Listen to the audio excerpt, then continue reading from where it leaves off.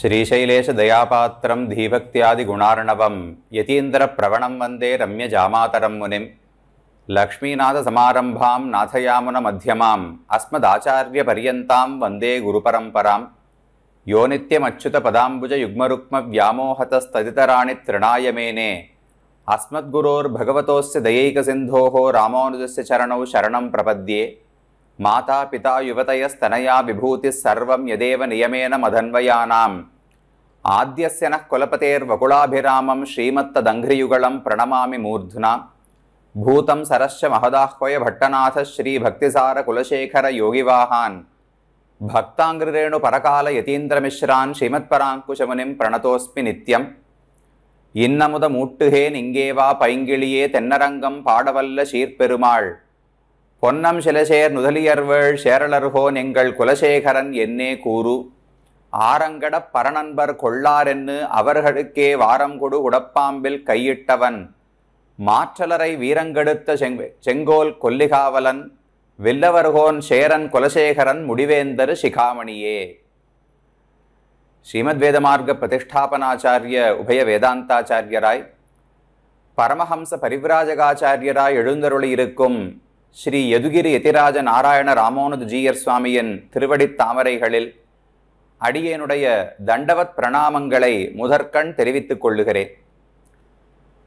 இந்த திவ்ய பிரபந்த திவ்ய அனுபவம் என்கிற நிகழ்ச்சியை தொடர்ந்து கேட்டு வரும் பக்தர்கள் அனைவருக்கும் அடியேனுடைய வணக்கங்களை தெரிவித்துக் கொள்ளுகிறேன். இந்த நிகழ்ச்சியின் மூலம் ஆழ்வார்கள் அருளிச் செய்த திவ்ய பிரபந்தங்களின் பொருளை சுருக்கமாக நாம் பார்த்து கொண்டு வருகிறோம். இதை போன்ற ஆழமான அர்த்தங்களை, கிடைப்பதற்கு அரிய அர்த்தங்களையும் மக்கள் எளிமையாக தெரிந்து கொள்ள வேண்டும் என்கிற ஆசையோடு ஜீயர் சுவாமியினுடைய அனுகிரகத்தோடு இந்த நிகழ்ச்சி நடந்து வருகிறது. அதில் இன்றைய தினம் அடியேனுக்கு ஜீயர் சுவாமியினுடைய ஆணை, குலசேகராழ்வார் அருளிச் செய்த பெருமாள் திருமொழி என்கிற திவ்ய பிரபந்தத்தினுடைய இரண்டாவது திருமொழியின் அர்த்தங்களை யதாமதி அடியேனுக்கு புரிந்த மட்டில் தெரிவிக்க வேண்டும் என்று, அதன்படிக்கு அடியேனும் சில அர்த்தங்களை கூறலாம் என்று துவங்குகிறேன். ஆழ்வார்கள் 10 பேர் பகவானை பற்றி பாடினார்கள். அதிலும் ஒருவராக அவதரித்தவர் ஸ்ரீ குலசேகர ஆழ்வார். ஒவ்வொரு ஆழ்வாருக்கும் ஒவ்வொரு தனிப்பட்ட பின்புலம் இருக்கும். இந்த ஆழ்வாருடைய பின்புலத்தை பார்த்தோம் என்றால், இவர் சேர குலத்திலே அரசராக பிறந்தவர். பெரிய நாட்டை தான் ஒருவராக கட்டி ஆண்டவர். ஆனால் அந்த அரசை ஆள்வதிலோ, அந்த செல்வத்திலோ, உலக போகங்களிலோ ஆசையே இருக்காமல் பகவானுடைய திருவடிகளில் மட்டுமே ஆசை உடையவராய் இவர் திகழ்ந்தார். அதனால்தான் குலசேகர ஆழ்வார் என்று இவருக்கு திருநாமம். ஆழ்வார் என்றாலே பகவானிடத்திலே ஆழ்ந்து போகுமவர்கள், மிகவும் அதிகமாக ஈடுபடக்கூடியவர்கள். அந்த ஆழ்வார்கள் சாதாரண ஏழைகளாகவோ அல்லது வாழ்க்கையில் நிறைய துன்பப்பட்டவர்களாகவோ இருந்தால் அதை நம்மால் புரிந்து கொள்ள இயலும். சம்சாரத்தினுடைய துன்பத்தை தாங்க முடியாமல் பகவானை சரணமாக பற்றுகிறார்கள். அவர்களுக்கு வேறு புகழே இல்லை, வேறு கதி இல்லை, வேறு உபாயம் இல்லை, வேறு உதவுபவர்களும் இல்லை. அதனால் பகவானை பற்றுகிறார்கள் என்று புரிந்து கொள்ளலாம். ஆனால் குலசேகர ஆழ்வாரோ தான் ராஜாவாக இருந்தவர். தனியாக பெரிய பூமியை ஆண்டு பல விரோதிகளையும் அழித்து நல்லாட்சி செய்து வந்தவர். அப்படிப்பட்டவருக்கு இந்த சம்சாரத்தில் துன்பத்தினாலே ஒரு வேதனை ஏற்படுவதற்கு வாய்ப்பே இல்லை. ஆனாலும் குலசேகர ஆழ்வார் பகவானுடைய அனுபவம்தான் உயர்ந்த புருஷார்த்தம். இந்த உலகத்தில் இருப்பவையெல்லாம் எதுவுமே ஸ்திரமான பலன்கள் அல்ல. நீண்ட நாட்களுக்கு இது எதுவுமே இருக்காது. உயர்ந்த ஆனந்தத்தை இந்த உலக இன்பங்கள் அளிக்க முடியாது. பரமாத்மாவை அடைந்து அனுபவித்து கைங்கரியம் செய்வது ஒன்றுதான் இந்த ஜீவாத்மாவுக்கு இயற்கையான மிகவும் ஆனந்தமான ஒரு செயல் என்று புரிந்து கொண்டார். அந்த புரிதலோடுதான் பகவானை பற்றி எத்தனையோ விதங்களிலே பாசுரங்களை பாடினார். அவருக்கு ராமபிரானிடத்தில் இருந்த ஒரு ஈடுபாட்டாலே பெருமாள் என்கிற பெயர் அவருக்கு ஏற்பட்டது. ராமனுக்கு பொதுவாக பெருமாள் என்று திருநாமம். அவரிடத்தில் மிகுந்த ஈடுபாடுடையபடியால் குலசேகர ஆழ்வாராயிருந்தவர் குலசேகர பெருமாள் என்று வழங்கப்படத் தொடங்கினார். அதனால்தான் அவர் எழுதின பாசுரங்கள், அவர் இயற்றின பாடல்கள் பெருமாள் திருமொழி என்று சொல்லப்படுகின்றன. நாச்சியார் திருமொழின்னு சொன்னால் நாச்சியாரான ஆண்டாளாலே இயற்றப்பட்ட திருமொழி. அதப்போல பெருமாள் திருமொழி என்றால் ஒருவேளை பெருமாளே இந்த பாசுரங்களை இயற்றினாரோ என்று தோன்றும். உண்மைதான், பெருமாள் என்பது பகவான் ஸ்ரீமன் நாராயணன் அல்ல, குலசேகராழ்வார்தான் பெருமாள் என்று அழைக்கப்படுகிறார். அவராலே இயற்றப்பட்டபடியால் இந்த பெருமாள் திருமொழிக்கு ஏற்றம் உண்டு. அந்த பெருமாள் திருமொழியின் முதல் 10 பாசுரங்களின் அர்த்தத்தை கீழே அனுபவித்தோம். திருவரங்கத்துக்கு தான் சென்று அந்த பகவானை சேவித்து அவருக்கு கைங்கரியம் செய்ய வேண்டும் என்று ஆழ்வார் ஆசைப்பட்டார். அது இந்த ஆழ்வாருக்கு இருந்த உயர்ந்த ஒரு எண்ணம். குலசேகர ஆழ்வாரை பற்றி சொல்லும்போது, குஷ்யதே யஸ்ய நகரே ரங்கயாத்ரா தினே தினே தமகம் சிரசா வந்தே ராஜானம் குலசேகரம் என்று சொல்லுகிறார்கள்.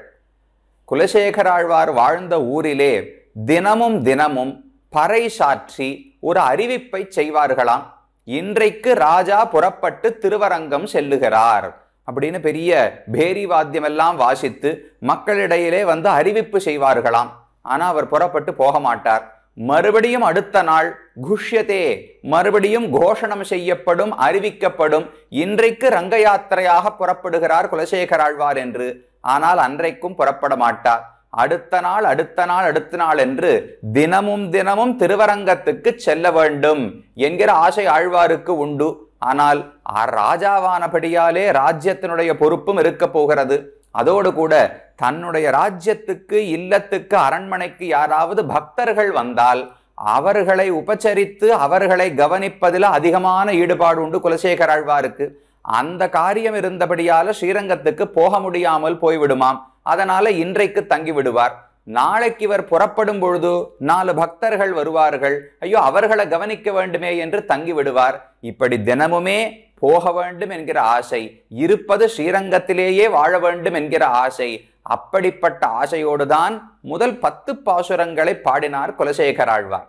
அதைத் தொடர்ந்து 2வது திருமொழி தேட்டரும் திரள் தேனினை தென்னரங்கனை என்று தொடங்கக்கூடிய 10 பாசுரங்களின் அர்த்தத்தை தான் இன்று நாம் அனுபவிக்க இருக்கிறோம். இதுல என்ன சொல்லுகிறார் ஆழ்வார்? கீழ் சொன்ன 10 பாசுரங்களுக்கும் இந்த 10 பாசுரங்களுக்கும் என்ன தொடர்பு என்று பார்த்தால், பெரியவாச்சான் பிள்ளை மிக அழகான ஒரு அவதாரிகையை சாதிக்கிறார். இந்த சம்சாரத்திலேயே ஒருவன் உண்மையாக அனுபவிக்க வேண்டிய உயர்ந்த பொருட்கள் 2 தான் உள்ளன என்று புராணங்கள் சொல்லுகின்றன. சம்சார விஷ விருக்ஷஸ்ய द्वे फलेहि அமிர்தோபமே கதாச்சித் கேசவே பக்திஹி தத் பக்தைர்வா சமாகமஹா என்று ஒரு அழகான ஸ்லோகம். இந்த சம்சாரம் என்பது ஒரு விஷச்செடி, ஒரு பெரிய விஷ மரம். ஏன் விஷம்னு சொல்லுகிறோம்? விஷம் சாப்பிட்டா என்ன ஆகும்? மரணம் அடைவோம், இந்த உயிர் போய்விடும், வீணாக போய்விடும் என்றுதானே பொருள். அதை போல் இந்த சம்சாரம் என்பது ஒரு கொடிய விஷ மரம். ஏனென்றால் இந்த சம்சாரத்தில் என்னென்ன பழங்கள் எல்லாம் பழுத்திருக்கின்றனவோ அதையெல்லாம் சாப்பிட்டோம் என்றால் உலக இன்பங்களை நாம் அனுபவிக்கிறோம்னு அர்த்தம்.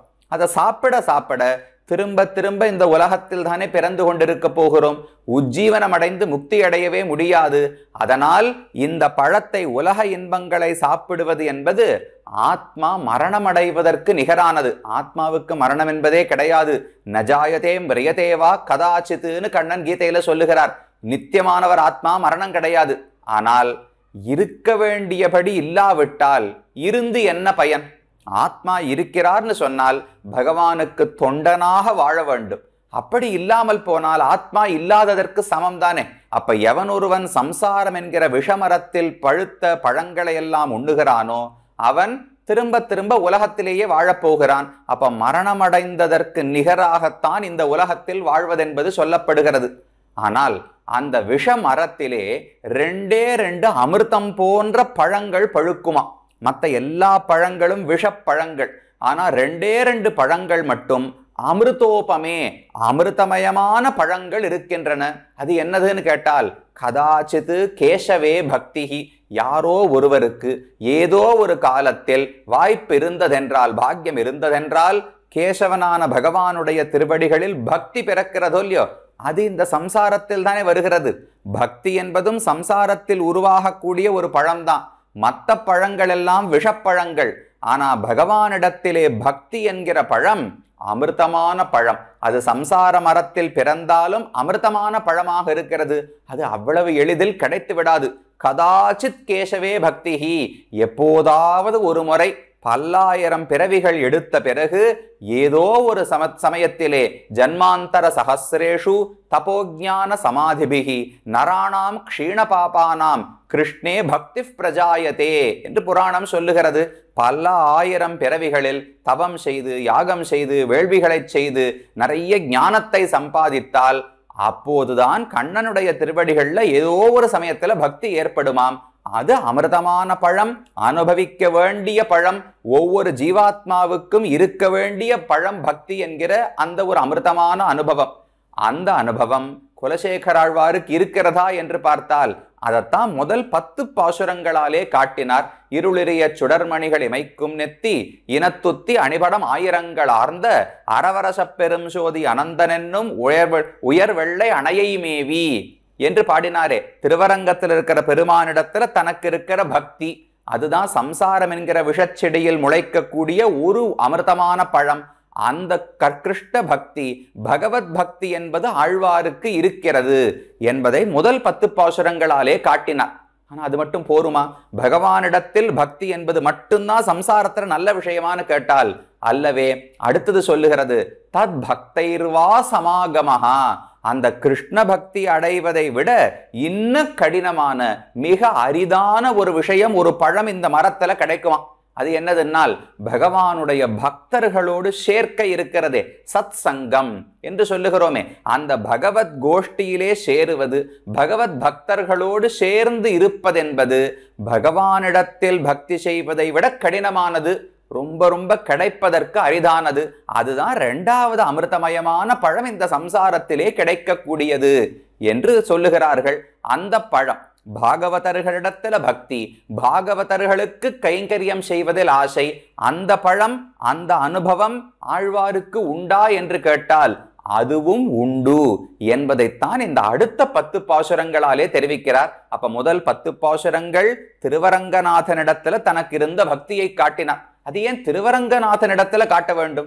பரவாசுதேவனிடத்துல காட்டியிருக்கலாமே. நான் வைகுந்தத்தை அடைந்து பகவானுக்கு கைங்கரியம் செய்ய வேண்டும் என்று ஆசைப்படுகிறேன் என்று சொல்லியிருக்கலாமே. எதற்காக மாயோனை மனத்தூணே பத்தி நின்று என் வாயார எண்ணுகளோ வாழ்த்து நாளே, என்னைக்கு போய் திருவரங்கத்தை சேவிக்க போறேனோன்னு ஏன் சொல்லுகிறார் என்றால், இந்த ஜீவாத்மா பகவானுக்கு தொண்டன். தொண்டன் என்றால் தொண்டு செய்ய வேண்டும். தொண்டன் தொண்டன்னு பேரை மட்டும் வச்சுண்டு தொண்டு செய்யாமல் இருக்கலாமா? ஒருத்தர் ஆசிரியர்னு பேர் வச்சுட்டு இருந்தார். என்ன சொல்லி கொடுக்கிறார்னா ஒண்ணுமே சொல்லி கொடுக்கறது கிடையாது, ஆனா பேர் மட்டும் ஆசிரியர். அப்படின்னா ஒத்துக்க முடியுமா? அதை போல தொண்டன் என்று எப்போது இவனுக்கு சொரூபம் இருக்கிறதோ அப்ப தொண்டு செய்ய வேண்டும். எந்த பகவானுக்கு தொண்டு செய்யலாம் என்றால் பரவாசுதேவனுக்கு என்ன குறை? எல்லா விதத்திலும் பூர்ணமானவர், எல்லா விதத்திலும் உயர்வுகளை உடையவர். அவருக்கு ஏதாவது குறை இருந்து தேவை இருந்தால் தானே நம்மளால கைங்கரியமே பண்ண முடியும். அதனால பரவாசுதேவனுக்கு கைங்கரியம் செய்வது ரொம்ப கஷ்டம். அப்படி இல்லாமல் நாம் செய்யும் கைங்கரியத்தை ஏற்பதற்காகத்தானே அர்ச்சாவதாரமாக பகவான் வந்துள்ளார். இந்த இடத்துல பகவானுக்கு திருமஞ்சனம் கண்டருளணும்னால் நாம திருமஞ்சனம் பண்ணாதான் உண்டு. அவருக்கு பிரசாதம் கண்டருள பண்ண வேண்டும் என்றால் நாம நைவேத்தியம் பண்ணால்தான் உண்டு. அவருக்கு மாலை சாத்தனம்னா நாம புஷ்பத்தை வளர்த்து தொடுத்து சமர்ப்பித்தால் தான் உண்டு. அப்ப கைங்கரியம் செய்வதற்கு ஏற்ற இடமாக திவ்ய தேசங்கள் இருக்கிறபடியால் அதில் வேறான திருவரங்கத்தில் தனக்கு இருக்கிற ஈடுபாட்டை முதல் 10 பாசுரங்களாலே காண்பித்தார். சரி, பகவானிடத்துல பக்தியோடு இருந்தா போருமானால் கிடையாது. ததீய சேஷத்துவம், பகவானுடைய பக்தர்களிடத்திலே பக்தியோடு இருக்க வேண்டும். பகவானுடைய பக்தர்களுக்கு தொண்டனாக இருக்க வேண்டும். அதுதான் இந்த சம்சாரத்தில் நமக்கு கிடைக்கக்கூடிய மிக அரிதான 2வது அமிர்தமயமான பழம். அந்த பழமும் குலசேகர ஆழ்வாரிடத்தில் இருந்தது. பகவத் பக்தி எப்படி இருந்ததோ அதை போல் பாகவத பக்தி, பக்தர்களிடத்துல பக்தியும் ஆழ்வாருக்கு இருந்தது. அந்த இரண்டாவது பக்தியைத்தான் இந்த தேட்டரும் திரள் தேனனை என்கிற 10 பாசுரங்களாலே ஆழ்வார் காட்டுகிறார். பல ஆழ்வார்களும் சொன்னது உண்டு. தொண்டடிப்பொடி ஆழ்வார் பிரார்த்திக்கிறார். திருப்பாணாழ்வார் அமலநாதிபிரான் அடியார்க்கென்னை ஆட்படுத்த விமலன் என்று முதல் பாசுரத்துல சொல்லுகிறார். பகவான் எனக்கு பண்ண பெரிய உதவி என்ன தெரியுமா? அவனுக்கு பக்தனாக ஆக்கியதல்ல, அடியார்க்கு என்னை ஆட்படுத்த விமலன், அவனுடைய பக்தர்களுக்கு என்னை பக்தனாக்கினானே, அதுதான் பெரிய உபகாரம்னு திருப்பாணாழ்வார் சொல்லுகிறார். அதே போல நம்மாழ்வார் 2 முக்கியமான பதிகங்கள், பயிலும் சுடரொளி மூர்த்தியை பங்கைய கண்ணனைன்னு 10 பாசுரம், நெடுமார்க்கடிமை செய்வேன் போல் அவனை கருத வஞ்சித்துன்னு 10 பாசுரம். இந்த 20 பாசுரங்களாலே பக்தர்களுடைய பெருமை என்னன்னு பறக்க சொல்லி, அந்த பக்தர்கள் தான் எனக்கு சுவாமி, அந்த பக்தர்கள் தான் எனக்கு நாதர்கள், அந்த பக்தர்கள் தான் என்னை உஜ்ஜீவனம் அடைய வைக்கிறார்கள், அந்த பக்தர்களை அடையத்தான் நான் ஆசைப்படுகிறேன், பக்தர்களுக்கு கைங்கரியம் செய்வதுதான் உயர்ந்தது என்று விரிவாக சொல்லுகிறார். அந்த எல்லா அர்த்தங்களையும் தான் இந்த 10 பாசுரங்களாலே குலசேகர ஆழ்வார் தான் வருணிக்கிறார் தனக்கே உரிய ஒரு பாணியில். இதையெல்லாம் பாடுபவர் யார்னு மனதில் வைத்துக் கொள்ள வேண்டும். ஊரெல்லாம் இவருக்கு அடிபணிந்தது. இவர் தான் பெரிய ராஜா. ராஜாவுக்கு தொண்டு செய்வதற்குத்தான் ஊர் முழுக்க காத்திருக்க போகிறது. ஆனா அப்பேற்பட்ட ராஜா மேல என்னென்ன பாட போகிறார்னு பாருங்கோ. பக்தர்கள் கால் என் தலையில் பட வேண்டும், பக்தர்களுடைய கால் தூசி நான் நெத்தியிலே திலகமாக அணிந்து கொள்ள வேண்டும், பக்தர்களை கண்டால்தான் கண் படைத்த பயனையே அடைய முடியும், பக்தர்களுக்கு பக்தனாக இருப்பதுதான் வாழ்க்கை, யாரான ஒரு கடைநிலை பக்தன் இருந்தாலும் அவனுக்கு நான் அடிமையாக இருக்க வேண்டும் என்றெல்லாம் பிரார்த்திப்பவர் யார்? சாதாரணமான ஒரு மனுஷன் கிடையாது. ராஜாவாக பிறந்து பெரிய அரசையாண்ட ஒரு குலசேகர ஆழ்வார் பக்தனிடத்தில் நான் அடியவனாக இருக்க வேண்டும் என்று பிரார்த்திப்பது எப்பேற்பட்ட ஆச்சரியம்!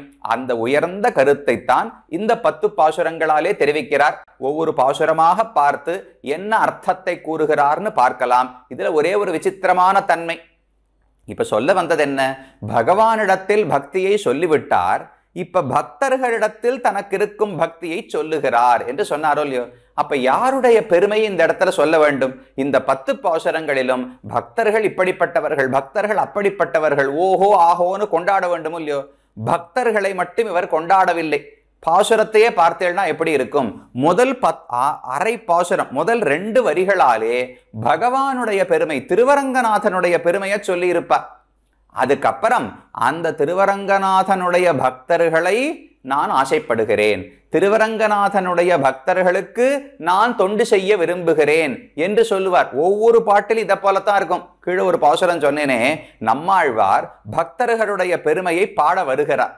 வரும்போது என்ன பண்ண வேண்டும்? பக்தர்களால் தான் எனக்கு எல்லாமே கிடைச்சதுன்னு சொல்லணுமோ இல்லையோ? ஆனா பாசுரம் எப்படி இருக்கு பாருங்க. பயிலும் சுடரொளி மூர்த்தியை பங்கைய கண்ணனை பயில இனிய நம் பார்க்கடல் சேர்ந்த பரமனை. பாதி பாசுரம் முடிஞ்சு போச்சு. இது வரைக்கும் பக்தர்களை பத்தி பேச்சே இல்லை. பயிலும் சுடரொளி மூர்த்தி, வளர்ந்து வளர்ந்து நிறைய ஒளி பொருந்திய திருமேனியோடு இருக்காராம். பங்கைய கண்ணனை, தாமரை போன்ற கண்களோடு இருக்காலாம். பயில இனிய, அவரை நாம பயிலும் போது, கற்கும் போது, அறியும் போதே ரொம்ப இனிமையானவராய் இருக்கிறார்.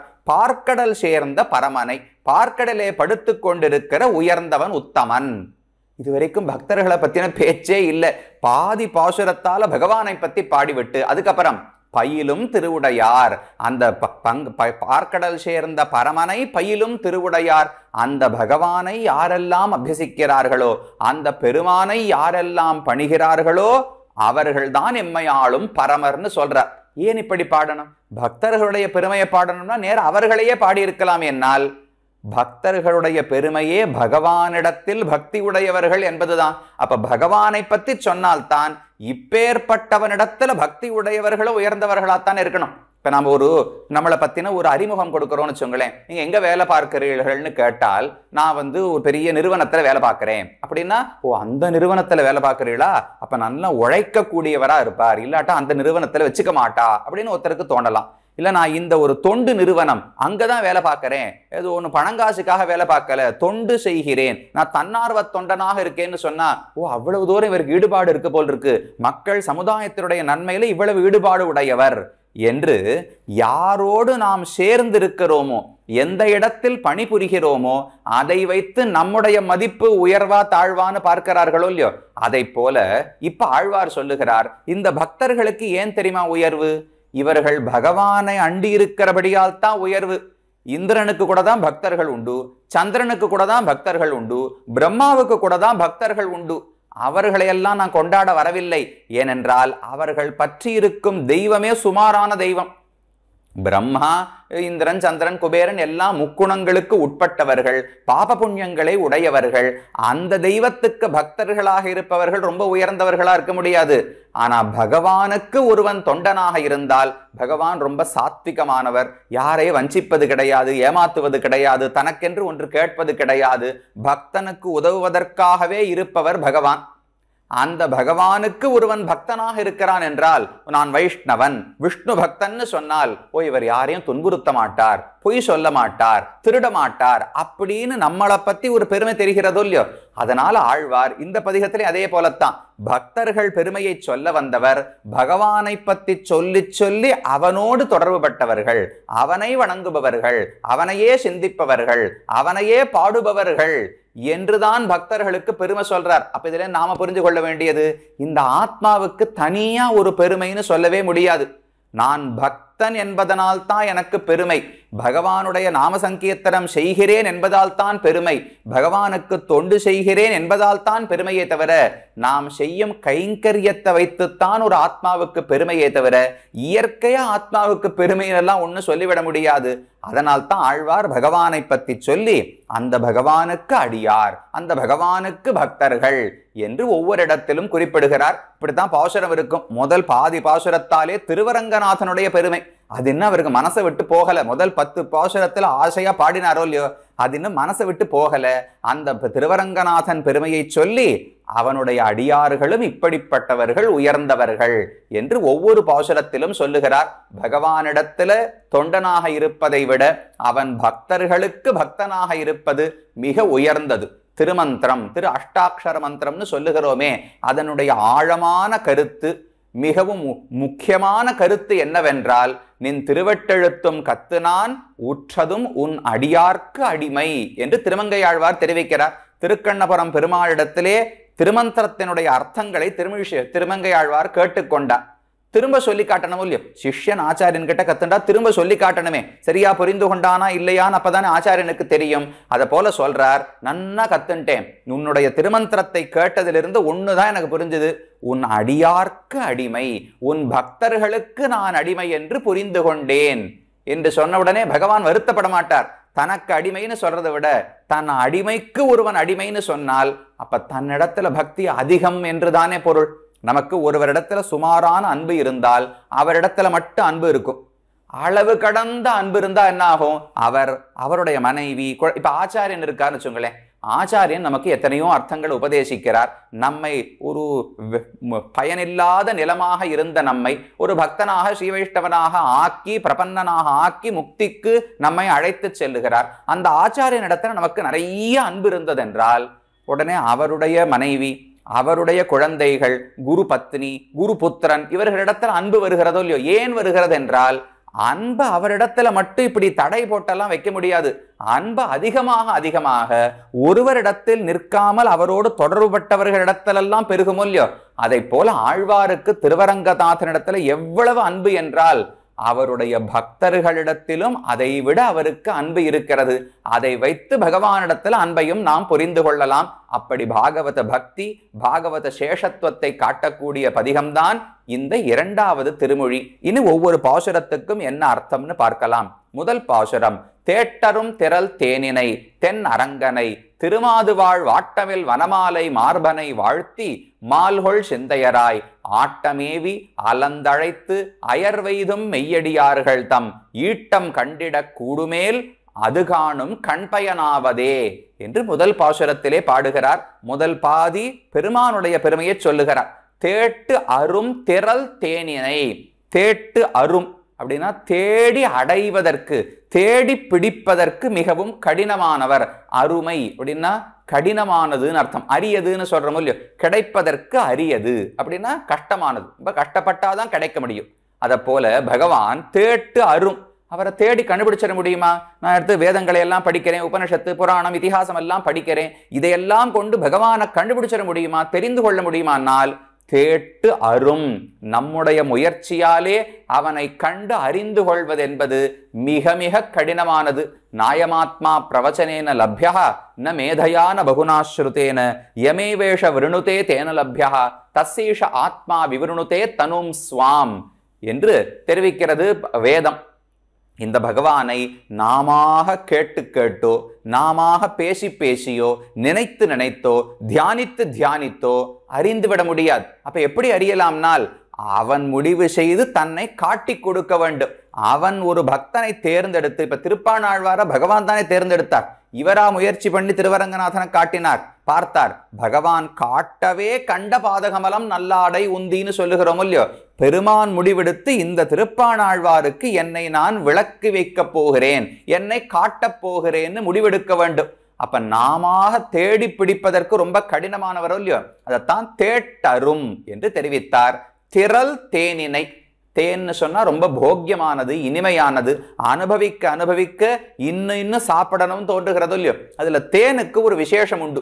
பல பொருள்கள் இனிப்பா இருக்கும், பால் இனிப்பா இருக்கும், அமுதம் இனிப்பா இருக்கும், தேன் இனிப்பா இருக்கும், சக்கரை வெல்லம் எல்லாம் இனிப்பா தான் இருக்கும். அதுல தேனுக்கு ஒரு ஏற்றம் என்ன சொல்லுவார்கள் என்றால், தேன் எப்படி உருவாகிறது? தேனி பல விதமான புஷ்பங்களிலிருந்து கொஞ்சம் கொஞ்சமா அந்த மதுவை சேகரிக்கிறதோ இல்லையோ, அதனால் பல புஷ்ப மகரந்தங்கள் அதனுடைய சுவை அந்த ஒரு தேன்ல சேர்ந்திருக்குமா. பால்னு சொன்னா அதுல ஒரு சுவை தான் இருக்கும், சர்க்கரைன்னு சொன்னா அதுல ஒரு சுவை தான் இருக்கும், அதிகமான சுவையா இருக்கலாம், இது கொஞ்சம் சுமார் சுவையா இருக்கும். அமிர்தம் என்பது ரொம்ப இனிமையானதா இருக்கணும் இல்லையோ, ஆனா ஒரு விதமான சுவை தான் இருக்கும். தேனுக்கு மட்டும் இருக்கக்கூடிய சிறப்பு என்னவென்றால், பல புஷ்பங்களிலிருந்து கொஞ்சம் கொஞ்சமா பகுதி பகுதியாக சேமிக்கப்படுகிறபடியால் ஒவ்வொரு புஷ்பத்துக்கும் ஒரு தனி சுவை இருக்குமோ, அதனுடைய தேனுக்கு ஒரு சுவை இருக்கும். அது எல்லாம் கலந்து ஒரு பொருளிலே வந்தால் எவ்வளவு இனிமையானதாக இருக்கும். அதை போல பகவானும் பலவிதமான குணங்கள், பரத்வம்னு ஒரு குணம், மேன்மை என்று, சௌலபியம் எளிமை என்று ஒரு குணம், சௌஷீல்யம் வேறுபாடு பார்க்காமல் கலப்பார் பழகுவார் என்பது ஒரு குணம், வீரம் ஒரு குணம், சௌரியம் ஒரு குணம், பவ்யத்தை பணிவோடு இருப்பது ஒரு குணம். இப்படி பல குணங்கள் சேர்ந்த ஒரு தேன் தானே பகவான். ஒரு சுவை மட்டும் அல்ல. பகவானை பார்த்தாலே பெரியவர் பெரியவர்னு மட்டும்தான் பார்க்கணுங்கிறது கிடையாது. குழந்தை கண்ணனாகவும் பார்த்து பாசுரம் பாடலாம். குழந்தையா மட்டும்தான் பார்க்கணுங்கிறது கிடையாது. காதலனாக நாயகனாகவும் பார்க்கலாம். நாயகனாகத்தான் பார்க்கணுங்கிற தேவை கிடையாது. நான் பெரிய பாழுங்கணத்துல விழுந்துட்டேன், என்னை ரட்சிக்க போகிற காப்பாளன் என்று பார்க்கலாம். எத்தனை விதம் கண்ணோட்டங்கள் பகவானுக்கு இருக்கு, அத்தனை விதத்தில் அவர் அனுபவிக்கலாம் இல்லையோ. சீதையோடு ராமன் இருக்கிற அனுபவம் ஒரு விதமானது, லக்ஷ்மணனுக்கு வேறு அனுபவம், ஜட்டாயுவுக்கு வேறு அனுபவம், மாரீசனுக்கு வேறு அனுபவம். ஒவ்வொருத்தர் பகவான் இடத்துல ஒவ்வொரு குணத்தை பார்த்தார்கள். அத்தனை குணம் இருக்கிறதுனால்தான் தேன்னு தெரிவிக்கிறார். தேட்டரும் திரள் தேனினை, ரொம்ப திறமசாலியான தேன். அது என்ன சமயம் தேனுக்கா திறமை இருக்கும்? தேனி எங்கேயோ மேல மரத்துக்கு மேல இருக்கும், கூட்டில் இருக்கும். நாம தானே திறமையோடு இருக்க வேண்டும். நாம் தானே போய் தேடி கண்டுபிடிச்சு மரத்துல ஏறி அந்த தேனியெல்லாம் ஓட்டி தேனை எடுத்து நாம தானே சாப்பிடணும். தேன் என்பது இனிமையாக மட்டும்தான் இருக்கும். திரள் திறமையெல்லாம் நம்ம கிட்ட தான் எடுக்கணும், அந்த தேனை எடுக்க வேண்டும் என்றால். ஆனா இங்க ஆழ்வார் என்ன பாடுறார்? தேட்டரும் திரள் தேனினை, திரள் தேன் கிட்ட இருக்குன்னு சொல்றார். ஏன்னா நாம முயற்சி பண்ணித்தான் அவரை பார்க்க முடியாதே. தேட்டு அரும்னு எப்ப சொல்லிட்டாரோ, நம்முடைய முயற்சியாலே பகவானை காண்பது, அடைவது, அனுபவிப்பது என்பது மிக அரிதானது. அப்ப எப்படி பார்க்கலாம்னா, திரள் பகவானுக்கு திறமை, சக்தி இருக்கிறது. தன்னை மற்றவர்களுக்கு காட்டக்கூடிய திறமை, தன்னை மற்றவர்களுக்கு விளங்க வைக்கக்கூடிய சக்தி அவருக்கு இருக்கோ இல்லையோ, அந்த சக்தி உடைய தேன் அவர். இப்ப விசித்திரமா இருக்கோ இல்லையோ, பொதுவா தேன் காட்டுல இருக்கும், நான் திறமையோடு இருக்கணும், நான் போய் தேன் எடுத்து சாப்பிடலாம். இங்க நாம் போய் தேன் எடுக்க முடியாது. தேனுக்கே திறமை இருக்கு. அது என்ன பண்ண, தானா வந்து நம்ம நாக்கில் விழுந்துரும். விழுந்தா நாம அனுபவித்துக் கொள்ளலாம். நாம போய் தேனை பிடிச்சு சாப்பிட்டு எடுத்து சாப்பிடவே முடியாது. அதைத்தான் தேட்டரும் திரள் தேனினை, தென் அரங்கனை. அவர் எங்க இருக்கார் சுவாமி? இந்த தேனை எங்க பார்க்கலாம்னா, இதோ திருவரங்கத்துல இருக்கிறார். தொண்டடிப்படி ஆழ்வார் பாடினாரே, குடதிசை முடிய வைத்து குணதிசை பாதம் நீட்டி வடதிசை பின்பு காட்டி தென்திசை இளைங்க நோக்கி கடல் நிற கடவுள் எந்தை அரவணை துயிலுமா கண்டு. பகவான் திருவரங்கத்துல சேவை சாதிக்கிறார். பார்த்தாலே இனிமையா இருக்கார், சேவிச்சாலே உடல் உருகுகிறது என்று திருவரங்கர் பாசுரம். அப்ப தேட்டரும் திரள் தேனினை தென் அரங்கனை.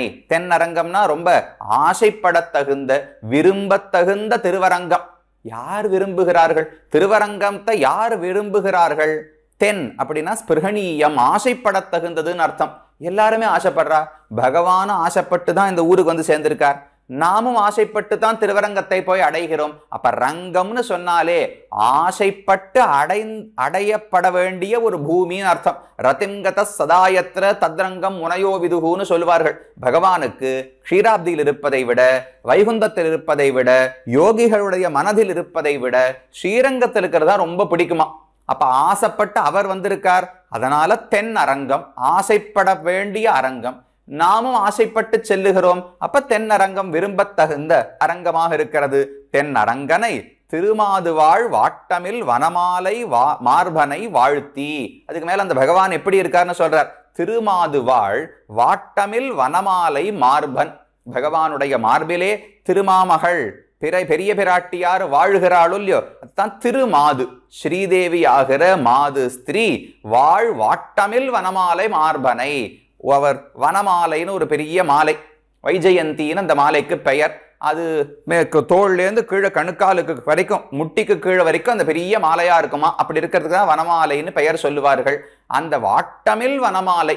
நாமெல்லாம் புஷ்பம் சூடிட்டோம்னா 3 மணி நேரம் 5 மணி நேரம் ஆச்சுன்னா வாடி போயிடுறது. ஆனா பகவானுக்கு சாத்தினா அது என்ன காகிதத்துல பண்ணிருப்பாளா? வாட்டமில் வனமாலைன்னு சொல்றாரு. என்னால் காகிதமும் கிடையாது, உண்மையான புஷ்பந்தான். ஆனா பகவானுடைய திருமேனியை தொட்டுன்னு இருக்கோம் இல்லையோ. நமக்கு எப்பவுமே தூக்கம் இல்லாட்டா கஷ்டமாத்தான் இருக்கும், சாப்பாடு கிடைக்காட்டா கஷ்டமாத்தான் இருக்கும். ஆனால் ஒருத்தருக்கு ரொம்ப பிடிச்ச ஒரு காரியத்தை பண்ண சொல்லுங்க, பசி தெரியாது, தூக்கம் தெரியாது, தாகம் தெரியாது, எவ்வளவு நாள் வேணாலும் பண்ணுவாள். அப்ப மட்டும் உற்சாகம் குறையவே குறையாது. ஏன்னா பிடிச்சதை பண்ணிட்டு இருக்கோமோ இல்லையோ. நமக்கு வீட்டுல இருன்னு சொன்னாதான் ஏகாதசி அன்னைக்கு அதிகமா பசிக்கிறது. வெளியில போகாத, எல்லாம் 2 வருஷத்துக்கு ஊரடங்கு, யாரும் வெளில போக கூடாதுன்னு சொல்லியிருந்தாலும் அப்பதான் எல்லாம் போகணும்னு நமக்கு தோணும். ஏன் சுவாமி, இதுக்கு முன்னாடி நீர் ஒன்றும் ஊருக்கெல்லாம் போனதே கிடையாது, 4 வருஷமா வீட்டுக்குள்ளதானே அடைஞ்சு கடந்தீர், இப்ப என்ன ஆசைனா அது இப்போ வற்புறுத்தி அடைச்சு வச்சிருக்காளோ இல்லையோ, அதனால வெளியில போகணும்னு ஆசையா இருக்குன்னு சொல்றோம். அதை போல ஒரு ஆனந்தமான காரியத்தை, பிடித்தமான செயலை செய்யும் போது, பிடித்தவர்களோடு சேர்ந்திருக்கும் போது நமக்கு எந்த வாட்டமுமே வருவது கிடையாது. அதை போல இந்த வனமாலை வெறும எங்கேயான புஷ்பம் மட்டும் இருந்திருந்தா, வேற ஏதோ ஒரு இடத்துல வனமாலையை வச்சிருந்தோம்னா வாடி போயிடுமா. வேறு யாராவது இந்த வனமாலையை அணிந்து கொண்டிருந்தால் வாடி போயிருக்குமா. ஆனா பகவானுடைய தோளில் இருக்கிறதோ இல்லையோ, அதனால ரொம்ப ஆனந்தம். திருமாதுவாழ் வாட்டமில் வனமாலை மார்பன். திருமாதுவாழ் பகவானுடைய திருமார்புக்கு ஒரு பெருமை. லக்ஷ்மி லலித கிரகம் உபாசே ரங்க சர்வம் சகோரஹா என்று பராசர பட்டர் தெரிவிக்கிறார். இந்த உரஹா, பகவானுடைய இந்த உரசு மார்பு என்பது லக்ஷ்மி லலித கிரகம். மகாலட்சுமி தாயார் ஆனந்தமா விளையாடி கேளிக்கை அனுபவிக்க கூடிய ஒரு கிரகம், வீடுன்னு தெரிவிக்கிறார். அப்ப திருவாதுவாழ் மார்பன், அதோட வாட்டமில் வனமாலை மார்பன், வனமாலை அணிந்து கொண்டிருக்கிறார். அந்த வனமாலைக்கு பெரிய ஆனந்தம். பகவானுடைய திருமேனியை நாம தொட்டு இருக்கோம். நாம படைக்கப்பட்ட பயனே இதுதான், நம்முடைய பிறவி பயனை அடைந்து விட்டோம், என்ன ஆனந்தமா பகவானுக்கு கைங்கரியம் செய்யும் பாக்கியத்தை பெற்றோம் என்று உற்சாகம் குறையவே இல்லை. அதனால வாட்டம் ஏற்படவே இல்லை. பிடித்தவர்களோடு சேர்ந்திருக்கோ இல்லையோ, வாட்டமில் வனமாலை மார்பனை வாழ்த்தி மால்கொள் சிந்தையராய். அந்த பெருமாளை வாழ்த்தணும். வாழ்த்தும் போது திருமாதுவாழ் மார்பனை வாழ்த்தி, வெறும பெருமானை மட்டும் வாழ்த்த வேண்டும்னு சொல்லவில்லை, இருவருமான சேர்த்தியை. வடிவாய் நின் வலமார்பனில் வாழ்கின்ற மங்கையும் பல்லாண்டு என்று பெரியாழ்வார் பாடுகிறாரே. பகவானுக்கு மட்டும் எப்பவுமே கைங்கரியம் பண்ணவே கூடாது. கைங்கரியம் என்றாலே பிராட்டியோடு கூடின பகவானுக்குத்தான் செய்ய வேண்டும். அதை போல இங்கும் போற்றுகிறோம், பகவான ஸ்தோத்திரம் பண்றோம்னாலும் தனியா பகவான பண்ணக்கூடாது. திருமாதுவாழ் மார்பனை வாழ்த்தி, பெரிய பிராட்டியாரை தன் திருமார்பிலே கொண்ட பகவானை வாழ்த்துவதற்காக நான் வந்தேன். தன்னை பத்தி சொல்லல, பக்தர்களை பத்தி சொல்றார். திருமாதுவாழ் வாட்டமில் வனமாலை மார்பனை வாழ்த்தி. ஏன்னா பெருமானும் பிராட்டியும் சேர்த்து சேவித்த உடனேவே நமக்கு பல்லாண்டு பாட வேண்டும்ங்கிற எண்ணம் வர வேண்டும். எப்பவுமே ஒரு குழந்தைய தினமும் வீட்டில் பார்த்துட்டு இருப்போம். பார்க்கும்போது அது சாதாரணமா இருக்கும். அதுவே ஏதான ஒரு போட்டிக்கு போகிறது, இல்லை ஏதான ஒரு ஆட்டம், இல்லை ஏதோ ஒரு பாடல் நிகழ்ச்சி, ஏதோ ஒன்றுத்துக்கு போகிறதுன்னு வச்சுக்கோங்க, என்னன்னா பாடுறது, ஒரு மேடை ஏறி 10 பேருக்கு முன்னாடி பாடுறதுன்னா உடனே அப்பா அம்மாவுக்கு என்ன தோணும்? வீட்டுக்கு வந்த உடனே திருஷ்டி கழிக்கணும், சுத்தி போடணும், யார் கண்ணானு பட்டிருக்கும்னு தோணுமோ இல்லையோ. ஏதோ ஒரு சிறப்பான இடத்து நிகழ்வை பார்த்த உடனே 4 பேர் திருஷ்டி தோஷம் பட்டிருக்கும்னு நம்ம உடனே ஹாரத்தி கழிக்கிறோமோ இல்லையோ, அதை போல பகவானை தனியா சேவிச்சா கூட பரவாயில்ல, அவ்வளவு அழகுன்னு சொல்லிவிட முடியாது. ஆனா திருமாதுவாழ் மார்பனை பிராட்டியோடு சேர்ந்து மார்பிலே உடையவராக பகவான் இருக்காரோ இல்லையோ, அந்த ஸ்ரீயப்பதி மாதவனான பகவானை சேவித்தா உடனே வாழ்த்தி, ஐயோ உங்களுக்கு எந்த துன்பமும் வரக்கூடாது, நீடூழி வாழ வேண்டும்னு வாழ்த்துவதற்கு தானா மனசு வருமா. கல்யாணம் பண்ணி கொடுக்கிறார் ஜனகராஜன். ஜனகராஜன் தன் பெண்ணான சீதையை ராமனுக்கு கல்யாணம் பண்ணி கொடுக்கணும் இல்லையோ. இயம் சீதா மம சுதா சக தர்மச்சரீதவ பிரதீட்சைனாம் அப்படின்னு வரிசையா சொல்லிட்டே வர. ராமா, இவள்தான் சீதை, என்னுடைய பெண், உனக்கு தகுந்த மனைவியாக இருப்பாள், தர்மத்தை நடத்துவதில் உனக்கு கை கொடுப்பாள், வலது கையாக இருப்பாள். பிரதீட்ச, இவளை நீ ஆசைப்பட்டு திருமணம் செய்து கொள்.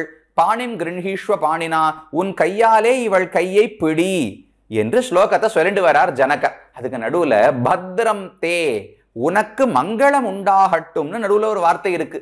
எதுக்கு? சம்பந்த கல்யாணம் பண்ணி கொடுத்துட்டு காலில் விழுந்து சேவிக்கச்சே நன்னா இருங்கோன்னு சொல்லலாம். ராமா, இவள் தான் சீதை என் பெண், நன்னா இருங்கோ, இவளை கல்யாணம் பண்ணிக்கோ அப்படின்னு யாராவது சொல்லுவாளா? இவளை கல்யாணம் பண்ணிக்கோன்னு சொல்லி காலில் விழும்போது நன்னா இருங்கோன்னு வாழ்த்தலாம். ஸ்லோகம் எப்படி இருக்கு பாருங்க. பிரதீட்சைனாம் பத்ரம் தே பாணிம் கிருஹீஸ்வ பாணினா, ராமா இவள் தான் என் சீதை, இவளை ஆசைப்படு, நன்னா இருங்கோ ரெண்டு பேரும், இவள் கையை உன் கையாலே பிடி அப்படின்னு பாடுறாரு. என்னால் அப்பதான் தன் கண்ணால ரெண்டு பேரையும் சேர்த்து பார்க்கிறாரோ இல்லையா ஜனகர். இந்த பெண்ணை கல்யாணம் பண்ணிக்கோன்னு சொல்லும் போதுதான் இவர்களுடைய சேர்த்தி அவர் மனசுல படுகிறது. பட்ட உடனே ஐயோ இவ்வளவு அழகான ஒரு தம்பதியா உயர்வா யார் கண்ணான பட்டுட போறதேன்னு வாழ்த்துகிறாராம் உடனே. அப்ப பகவானையும் பிராட்டியும் சேர்த்து கண்டாலே உடனே வாழ்த்த வேண்டும்ங்கிற எண்ணம் நமக்கு வர வேண்டும். நீங்க ரெண்டு பேரும் பிரியவே கூடாது, இப்படியே ஆனந்தமா இருக்கணும். அவர்கள் ஆனந்தமா சேர்ந்திருந்தா தான் நமக்கு நல்லது, ஆனந்தம் ஏற்பட போகிறது. ஆனால் தான் திருமாதுவாழ் வாட்டமேல் வனமாலை மார்பனை வாழ்த்தி, வெறும் மனவான மார்பனை வாழ்த்தினா போராது, திருமாது வாழ் மார்பனை வாழ்த்தி என்று ஸ்ரீயப்பதியான பகவான் பிராட்டியோடு இருக்கிற சேர்த்தியை பார்த்தாலே பாட வேண்டும், வாழ்த்த வேண்டும்னு தோன்றுகிறது. வாழ்த்தி மால்கொள் சிந்தையராய், வாழ்த்தினதோடு போராது, மால்னா பகவானிடத்தில் அதிகமான காதல், வியாமோகம்னு சொல்லுவார்கள், ஒரு கண்மூடித்தனமான காதல், அதுக்குதான் மால் அப்படின்னு பெயர். திருமாதுவாழ் வாட்டமில் வனமாலை மார்பனை வாழ்த்தி மால்கொள் சிந்தையராய், பகவானிடத்திலே மால் பைத்தியம், அதிகமான காதல், அந்த பக்தியை தங்கள் நெஞ்சங்களிலே கொண்டவர்கள் யாரு? தன்னை பத்தி சொல்லவில்லை, பக்தர்களை பத்தி சொல்ற. மால்கொள் சிந்தையராய் ஆட்டமேவி அலந்தழைத்து. அப்ப முதல் 2 வரி திருவரங்கனை பத்தி, தேட்டரும் திரள் தேனினை தென்னரங்கனை திருமாதுவாழ் வாட்டமில் வனமாலை மார்பனை, இதுவரைக்கும் பெரிய பெருமாளை பத்தி.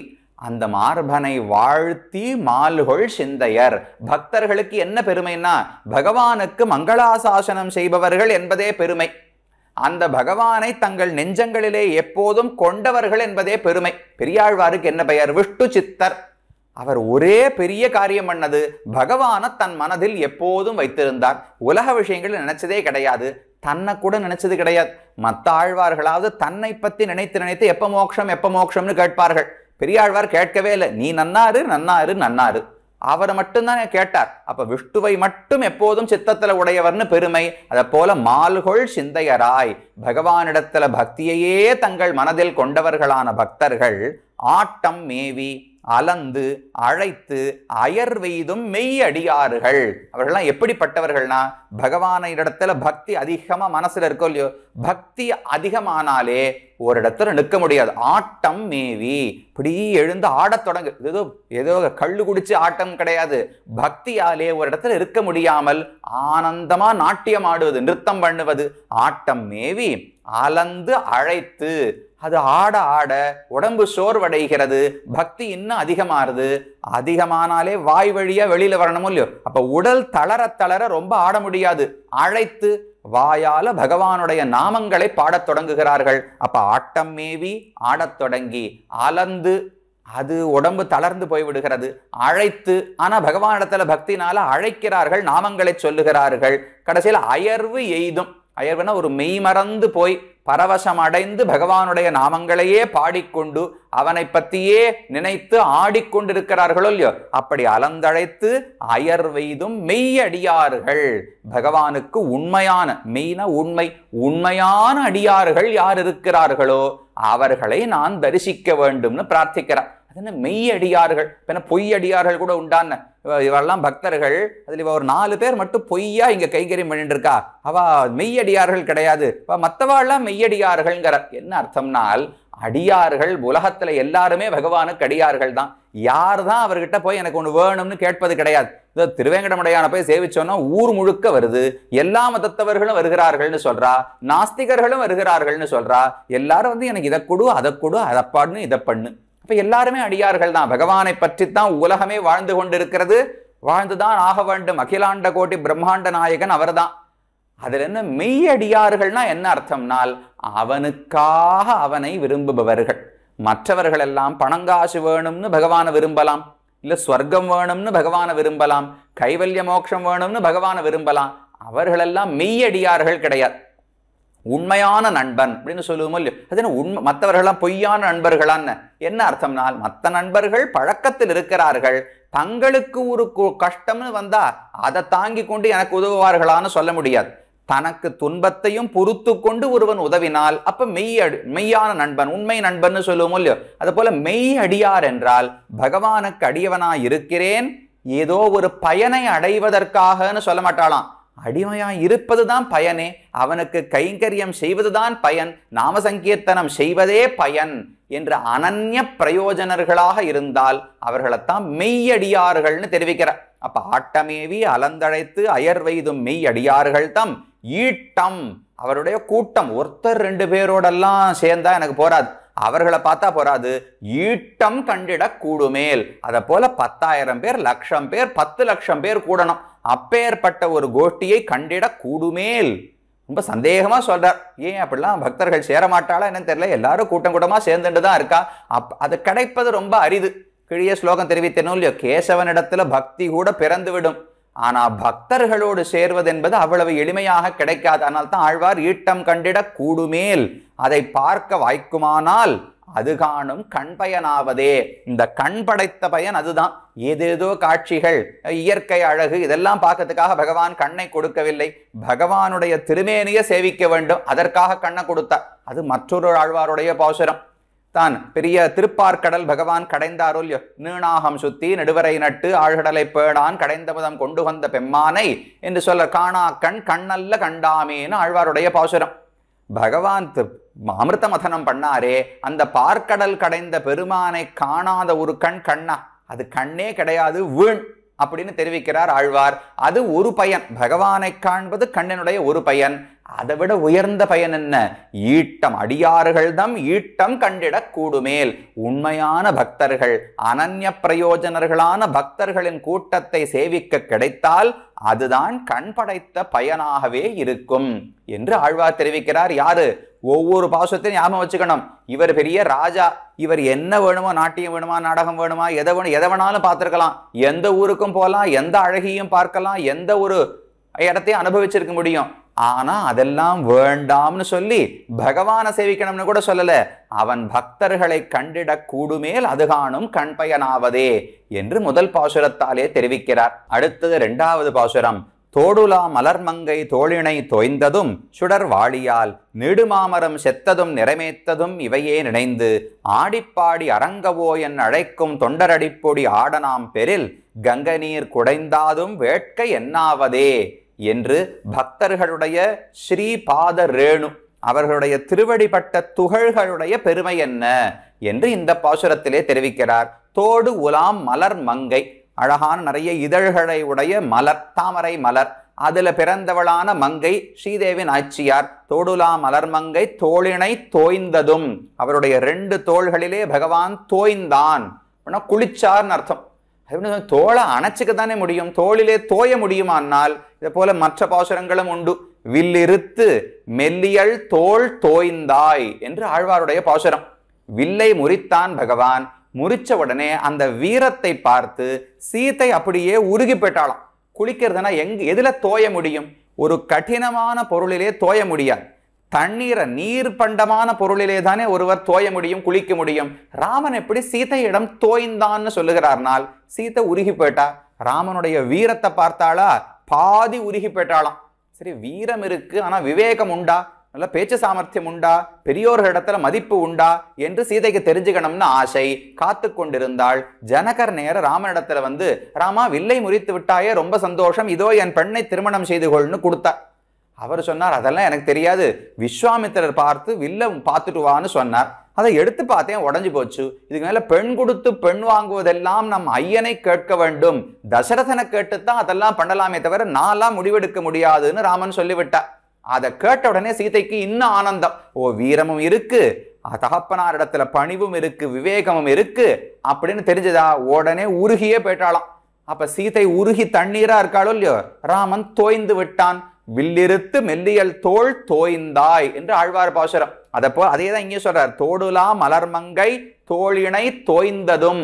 அந்த ஸ்ரீதேவி நாச்சியாருடைய தோள்களிலே தான் தோய்ந்து விடுகிறார். அப்ப அவளோடு சேர்ந்து ஆனந்தமா ஏகரசமாக அனுபவிக்கிறார்னு அர்த்தம். அதுக்கு மேலே சுடர் வாளியால் நீடு மாமரம் செத்ததும். இதெல்லாம் பகவான் பண்ண பெரிய காரியங்களை சொல்லி கொண்டு வருகிறார்.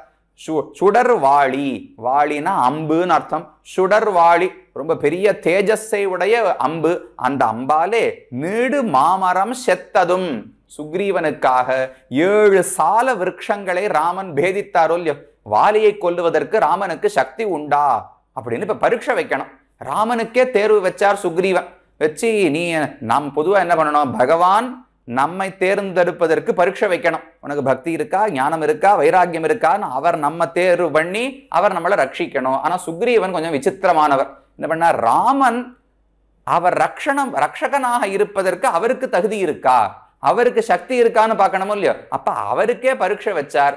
7 சால விருட்சங்களை காட்டி, இதுல ஒவ்வொரு மரத்தையும் ஒவ்வொரு அம்பால வாலி தான் தொலைத்து விடுவான், ஒன்னால தொலைக்க முடியுமான்னு கேட்டார். ராமன் அம்ப எடுத்தார். சவிசிருஷ்டோ பலவதா பாணஸ்பர் ஸ்வர்ண பரிஷ்கிருதா பித்வாசாலான் கிரிப்பிரஸ்தம் சப்தபூமிம் விவேஷக ராமஸ்ய சரவேகேன விஸ்மயம் பரமம் கதா. ராமன் பார்த்தார், வாலி ஒரு அம்பால ஒரு மரத்தை தானே கொய்வான், நான் பண்றேன். ஒரே ஒரு அம்பு எடுத்தார், எய்தார். 7 மரங்களையும் துளைத்து கொண்டு போய், அதுக்கு பின்னாடி ஒரு பெரிய மலை இருந்தது, கிரிப்பிரஸ்தம். அந்த மலையும் தொலைத்து கொண்டு போய் அப்படியே பூமிக்குள்ள தொலைவிட்டு கீழே போய் திரும்ப பூமிக்கு மேல வந்து அவனுடைய அம்புரா தோணியர்ல வந்து அந்த அம்பு விழுந்துடுத்தான். இத்தனை சுத்து வந்ததா. விஸ்மயம் பரமம் கதா. இந்த வேகத்தையும் அந்த வாளி அந்த அம்பினுடைய பலத்தையும் பார்த்து ஆச்சரியப்பட்டு திகைத்து போய் சுக்ரீவன் நின்றான் என்று வால்மீகி ராமாயணத்தில் தெரிவிக்கிறார். அப்ப சுடர் வாளியால் நீடு மாமரம் செத்ததும். நல்ல திண்மையுடைய பெரிய மரம் வளர்ந்திருந்து சொல்லி 7 மரங்கள், மாமரம் செத்ததும். இது 2வது விளையாட்டு பகவான் பண்ணது. ஒன்னு, பிராட்டியோடு சேர்ந்து இருக்கிறார், தோடுலாம் மலர்மங்கை தோளினை தோய்ந்ததும். 2வது, சுடர் வாளியால் நீடு மாமரம் செத்ததும், மராமரங்களை எய்தார்னு இருக்கு. அப்புறம் நிறை மேய்த்ததும். நிறை மேய்த்ததுன்னா மாடு கன்றுகளை எல்லாம் பகவான் மேய்த்தாரோ இல்லையோ, அதை 3வதாக சொல்லுகிறார். இப்ப 3 விளையாட்டுகள். ஒன்னு, பிராட்டியோடு சேர்ந்து இருக்கிறார்னு சொன்னால் அப்ப தன்னுடைய அடியவர்கள் தன்னுடைய பக்தர்களோடு சேர்ந்திருப்பதில் பகவானுக்கு எவ்வளவு ஈடுபாடுன்னு காட்டுகிறது. பிராட்டின்னு சொன்னதை பிராட்டின்னு மட்டும் வச்சுக்க வேண்டாம், அதே ஸ்தானத்துல தான் நம் ஒவ்வொருவரையும் பகவான் வைத்து பார்க்கிறார். ஒரு ஜீவாத்மா ஒவ்வொருவனும் பிராட்டியினுடைய ஸ்தானம். அவளும் மனைவின்னு சொன்னா நாமும் பகவானுக்கு தொண்டர்கள், மனைவிகள் தானே. அப்ப தோடுலா மலர்மங்கை தோளினை தோய்ந்ததும்னு சொன்னால் பிராட்டியோடு சேருவதில் அவனுக்கு இருக்கிற ஈடுபாடு அதே ஆதரவோடு நம்மிடத்திலும் இருப்பார்னு தெரிந்து கொள்ளலாம். சரி, ஈடுபாடு இருக்கட்டும், அதுக்கான சக்தி இருக்கான்னா, நீடு மாமரம் செத்ததும் சுடர் வாளியால். எவ்வளவு சக்தி உடையவர். என்ன தடை வந்தாலும் தடையை அகற்றிவிட்டு நம்மை அவரால் அடைய முடியும். சரி சுவாமி, ரொம்ப சக்தி உடையவர், என்ன அடையணும்னு ஆசை இருக்கு, ஆனா எங்கேயோ வைகுந்தத்தில் இருக்கார், என்ன நிறை மேய்த்ததும். ஐயோ, ரொம்ப சுலபமானவர், எளியவர், நமக்காகத்தான் கண்ணனாக இங்கு வந்து பிறந்திருக்கிறார். அப்ப நம்மிடத்துல ஆசை இருக்கு, சக்தி இருக்கு, அவருக்கு எளிமையும் உள்ளது என்று 3 குணங்களை இந்த பாசுரத்தில் சொல்லுகிறார். நிறை மேய்த்ததும் இவையே நினைந்து ஆடிப்பாடி அரங்கவோ என்று அழைக்கும் தொண்டர். இதை போன்ற பகவானுடைய பண்புகள், பெரிய சேஷ்டிதங்கள் எல்லாம் இருக்கே, இவையே நினைந்து, வேற எதையுமே நினைக்கிறது, இவையே நினைந்து. நாம கூட நினைக்கிறோம், 10 நிமிஷம் ஒரு நாளைக்கு நினைக்கிறோம், இல்ல 10 நாளைக்கு ஒரு தடவை நினைக்கிறோம், ஏதோ நினைக்கிறோம். ஆனா இந்த பக்தர்கள் எப்படிப்பட்டவர்கள்? இவையே நினைந்து, இதை தவிர வேற எண்ணமே கிடையாது, எப்போதும் பகவானை பற்றின எண்ணத்தோடயே இருக்கிறார்கள். அந்த எண்ணம் இருந்தா அதை உள்ள அடக்கி வைக்க முடியாது. இவையே நினைந்து ஆடி பாடி, உடனே வாய் வழியா பாடணும், நாம சங்கீர்த்தனம் பண்ணணும்னு தோன்றும். உடனே ஒரு இடத்துல இருக்க முடியாமல் ஆட வேண்டும்னு தோன்றும். ஆடி பாடி ஓ அரங்க என்று அழைக்கும். பகவானை அழைக்க வேண்டுமோ இல்லையோ, அரங்கான்னு கூப்பிடணும். ஹே வல்லபேதி வரதேதி தயாபரேதி பக்த பிரியேதி பவலுண்டன கோவிதேதி நாதேதி நாகசயனேதி ஜெகன்னிவாசேத்யாலாபினம் பிரதிபதம் குருமாம் முகுந்த என்று குலசேகராழ்வார் முகுந்த மாலையிலே பிரார்த்திக்கிறார். வேற எதுவுமே நீ எனக்கு பண்ண வேண்டாம். பச்சமா மலைபோல் மேனி பவளவாய் கமலச்செங்கன் அச்சுதா அமரர் ஏரே ஆயர்தம் கொழுந்தே என்று உன் நாமங்களை பாட வைத்தால் போரும். அதுக்கு மேல எந்த ஆனந்தமும் வேண்டாம்னு ஆழ்வாருடைய சித்தாந்தம். அப்ப ஓ அரங்கான்னு பகவானை அழைக்க வேண்டும். ஆடி பாடி அரங்கவோ என்று அழைக்கும் தொண்டர்.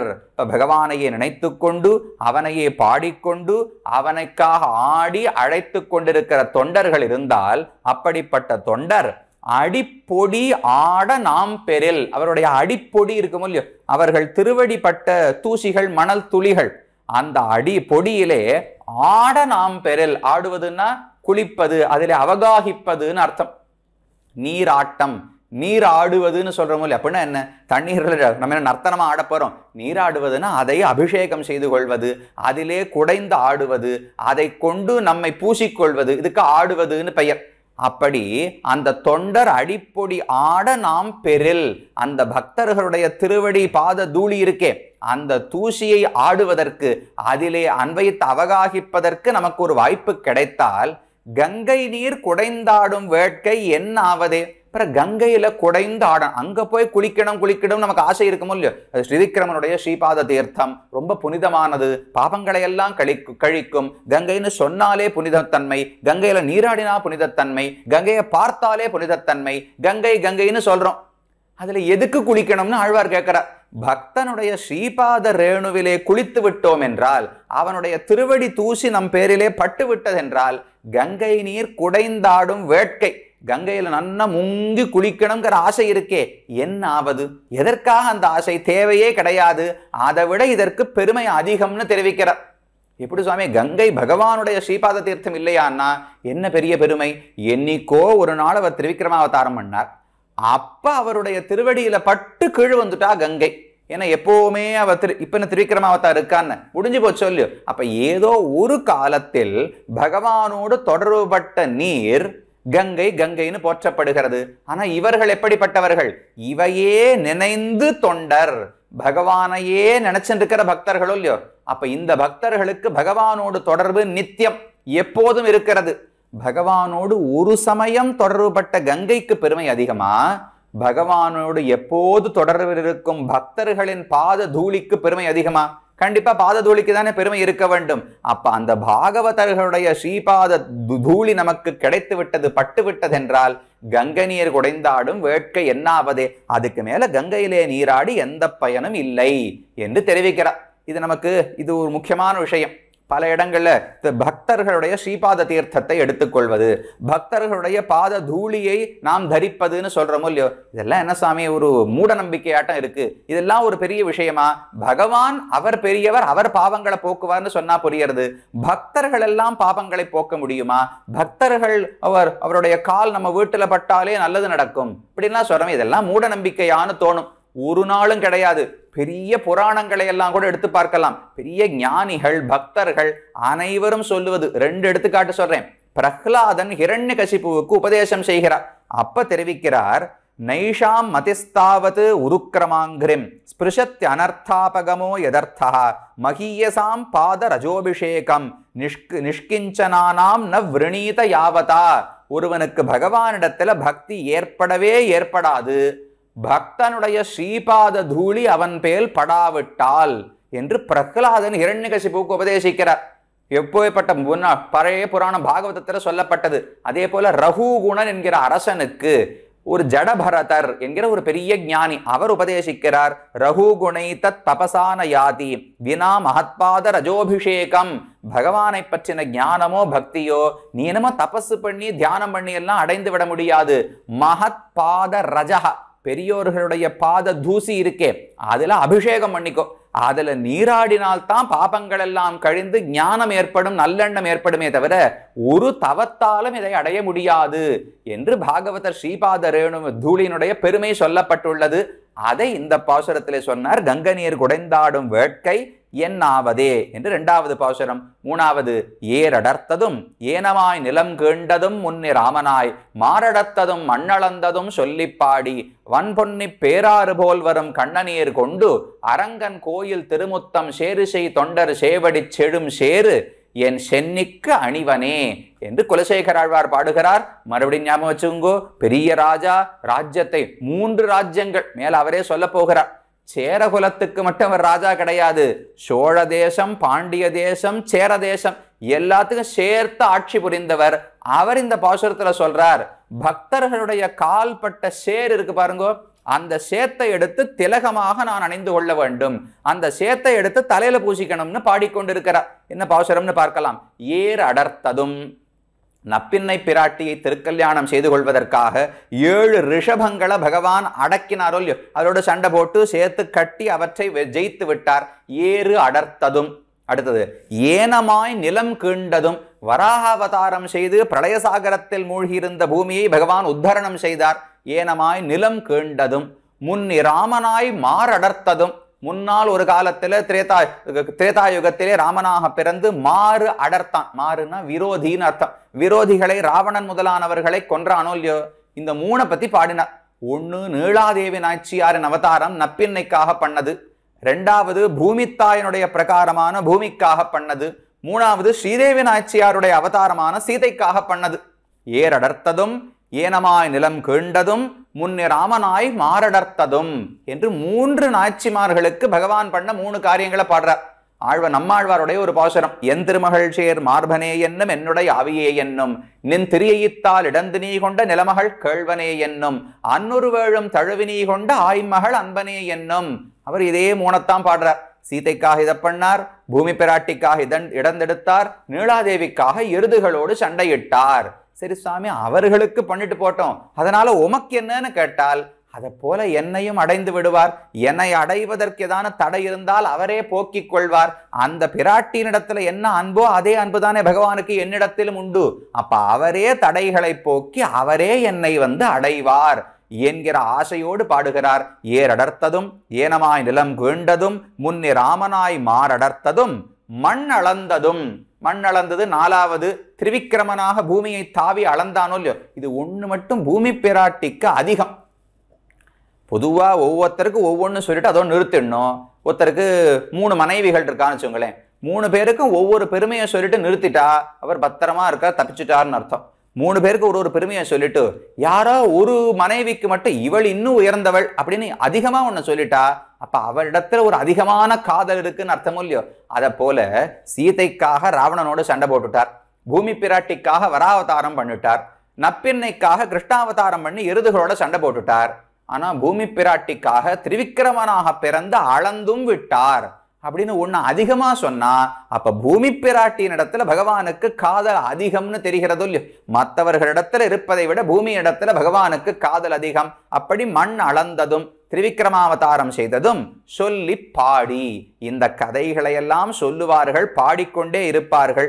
வன் பொன்னி பேர் ஆறு போல் வரும் கண்ணநீர் கொண்டு இதெல்லாம் பாடிண்டே இருக்கும்போது சொல்லிக்கொண்டே இருக்கும்போது திருடமா இருக்கக்கூடாது. பகவானை பத்தி ஒருத்தர் பேசுகிறார் என்றால் பேசும்போதே அப்படியே குரல் இப்ப அடியன் பேசுறேன் பாருங்க, ஒரு கஷ்டமும் இல்லாமல் தொடக்கத்திலேருந்து முடிவு வரைக்கும் ஒரு கண்ணுல ஒரு சொட்டு கண்ணீர் வரல. இப்படி பாடினா மெய்யடியார்கள் அல்ல, உண்மையான பக்தர்கள் அல்ல என்று தெரிவித்து விடுவார்கள். அடியனுக்கு வேற வாய்ப்பு இருக்குன்னு வச்சுங்க. இன்னொரு இடத்துலையும் சொல்லுவார்கள், அனுபவிக்கணும்னு வந்தா வாய் திறந்து பேசக்கூடாது, பேசணும்னு வந்தா அனுபவத்துல ஆழ்ந்து போகக்கூடாது. ஒருத்தர் உபன்யாசம் பண்றதுக்கு வந்தார், ஆரம்பிச்ச உடனே பாட்டை சொன்ன உடனே அழுதுண்டு அவர் மயக்கம் போட்டுட்டார்னால் நமக்கு எப்படி சொல்லி கொடுப்பது? அப்போ ஒருத்தர் வாய் திறந்து பேசணும்னா கொஞ்சம் திருடமான சித்தம் வேணும், உடனே ஆழ்ந்து போகாமல் இருக்கணுமோ இல்லையோ. அதை போல வேணா தப்பிச்சுக்கலாமே தவிர உண்மையில் பகவானை பற்றி ஒருவன் பேசுகிறான் பாடுகிறான் என்றால் உடனே கண்ணில் தண்ணீர் வரணும், உடல் எல்லாம் மீசிலிர்த்து போக வேண்டும், குரல் தழுதழுக்க வேண்டும். அப்படி இருந்தால்தான் உண்மையான பக்தி உடையவர்கள். அதை சொல்றார், தான் சொல்லி பாடி வன் பொன்னி பேராறு போல் வரும். பொன்னி ஆறு, காவிரி ஆறு, பேராறு. அது ஒன்றும் சின்ன ஆறு கிடையாதான். அங்கிருந்து மேல தேசத்திலேருந்து கர்நாடகத்திலேருந்து ஓடி வருகிறாளோ இல்லையோ, பெரிய ஆறா தான் காவேரி ஓடி வராளாம். ரொம்ப கலங்கி கலங்கி நிறைய பொருள்களை எல்லாம் தூக்கிட்டு வராளோ இல்லையோ, அதுல பச்சை கற்பூரம் வரும், சந்தன கட்டைகள் வரும், முத்துக்கள் வரும், மாணிக்கம் வரும். இது எல்லாத்தையும் அங்கேருந்து அடிச்சு புரட்டிட்டு வரா காவேரி. பராசர பட்டர் தன்னுடைய ஸ்ரீரங்கராஜஸ்தவத்துல ஒரு ஸ்லோகத்துல பாடுறார், சஞ்சச்சாமர சந்திர சந்தன மகா மாணிக்ய முக்தோத்கராம் காவேரி லஹரீகரைஹி லஹரீகரைர் விதததி என்று அவருடைய ஸ்லோகம். காவேரி என்னென்னமோ சஞ்சச்சாமர சந்தன மகா சந்திர சந்தன மகாமாணிக்ய முக்தோத்கரான், முத்துக்கள், மாணிக்கங்கள், சந்தன கட்டைகள், பச்சை கற்பூரம் எல்லாத்தையும் அடிச்சு புரட்டின்னு வரவர்கள். எதுக்குன்னால் மாப்பிள்ளைக்கு கொடுக்கணும்னு ஆசையாம். யார் யாருக்கு மாப்பிள்ளைனால், பெரிய பிராட்டியார கல்யாணம் பண்ணிண்டவர் திருவரங்கநாதன். பெரிய பிராட்டியார் யாரு? சமுத்திரராஜனுக்கு பெண். காவேரி தான் தாய். சமுத்திரராஜனுக்கு மனைவி காவேரி நதி தானே. அப்ப சமுத்திரராஜனுக்கும் காவேரிக்கும் பிறந்தவள் தான் ஸ்ரீரங்க நாச்சியார். தன் பெண்ணான ஸ்ரீரங்க நாச்சியார திருவரங்கநாதனுக்கு கல்யாணம் பண்ணி கொடுத்தாச்சு. அவர்களை பார்ப்பதற்கு இப்ப மாமியார் காவேரி தாய் சென்று கொண்டிருக்கிறாள். போகும்போது சீர்வரிசை எடுத்துன்னு போக வேண்டாமா? என்ன சாதாரண மாப்பிள்ளையா? உலகத்துக்கே தலைவனான நாதன், உபய விபூதி நாதன் பெருமான், அவனுக்கு சமர்ப்பிக்கணும்னால் பேராறு, பெரிய ஒரு வேகத்தோடு ஆர்வம், வேகமா வருதுனால ஆர்வம் அதிகம், பகவானை சேவிக்க போகிறோங்கிற ஆர்வம். அதுக்கு எத்தனையோ பொருள்களை அடிச்சுட்டு வந்து சமர்ப்பிக்கிறாளாம் காவேரி. அப்படி வன்பொன்னி பேராறு போல் வரும் கண்ணநீர். இப்ப வருது, வெளியில் இருக்கிற காவிரி நதி கிடையாது, பக்தர்களுடைய கண்ணிலிருந்து ஒவ்வொரு இங்க ஒரு வடதிருக்காவேரி, இங்க ஒரு தென்திருக்காவேரி, 2 காவேரி வருதான். ஒருத்தர் கண்ணிலிருந்தே 2 காவேரி. அப்ப எத்தனை பக்தர்கள் ஈட்டம் கண்டிடக்கூடுமேல்னு வேற பாடுகிறார். அத்தனை காவேரி பொழிஞ்சா என்ன ஆகும்? பேராறு போல் வரும் கண்ணநீர் கொண்டு அரங்கன் கோயில் திருமுத்தம் சேரு செய் தொண்டர். இப்ப இந்த தொண்டர்கள் எல்லாம் என்ன பண்ணிடுறாளாம்? திருவரங்கநாதனை சேவிக்க போறச்சே, திருவரங்கம் என்பது மணல் பாங்கான விதேசம். 2 காவேரிக்கு நடுவில் ஒரு மணல் மேடு தானே, அதனால எங்கு பார்த்தாலும் மணல் அதிகமா இருக்கும். இருந்தது, இப்போதும் ஓரளவுக்கு இருக்கிறதுன்னு வச்சுங்கோ. பகவானை பத்தி பேசிண்டே கண்ணீர் பெருக்குவார்களா, அதெல்லாம் கீழே விழுந்து எல்லா பூமி முழுக்க சேராக போய் விடுமா. ஆழ்வார் சொல்றார், ரொம்ப நல்லது, சேரா இருக்கிறது தான் சிறந்தது. சேர்ல காலை வச்சு கீழே விழுந்துட மாட்டோமான்னா, விழுவதுதான் இங்க பிரயோஜனமே. அந்த சேர்ல விழுந்து புரண்டு அந்த சேரு மணல் நம்ம தலையில பட்டுதுன்னா அதுதான் சிறந்தது. அரங்கன் கோயில் திருமுத்தம் சேரு செய் தொண்டர் சேவடி செழும் சேரு. அப்படி சேராக்கிவிட்டு அவர்களே அது மேல நடக்கிறார்களோ இல்லையோ, அந்த நடந்ததுனால அந்த சேவடி செழும் சேரு, அவர்கள் திருவடிப்பட்ட உயர்ந்த சேரு என் சென்னிக்கு அணிவனே, அதை என் தலையிலே பூசிக்கொள்ள போகிறேன்னு ஆழ்வார் சொல்றார். யாரு? இவர்தான் பெரிய ராஜாவோ இல்லையோ, அதனால அதுக்குன்னு சில வாசனை பொருட்கள், நெய் முதலானவை அதையெல்லாம் தடவி தடவி தான் கேசத்தை நன்னா அழகா வச்சுட்டு இருப்பா. அவர் சொல்றார், இந்த மண்ணு கிடைச்சா நன்னா இருக்கும், பக்தர்கள் கால்பட்ட சேரு கிடைச்சா நன்னா இருக்குமே தவிர ஒரு நெய் பூசினதுக்காகவோ ஒரு புழுகு காப்பு பூசினதுக்காகவோ ஒரு நன்மை கிடையாது. பக்தர்களுடைய பாதங்கள் பட்ட சேரு, அவர்கள் கண்ணீர்னால சேர் வரணும், அதுல அவர் பாதங்கள் பட வேண்டும்.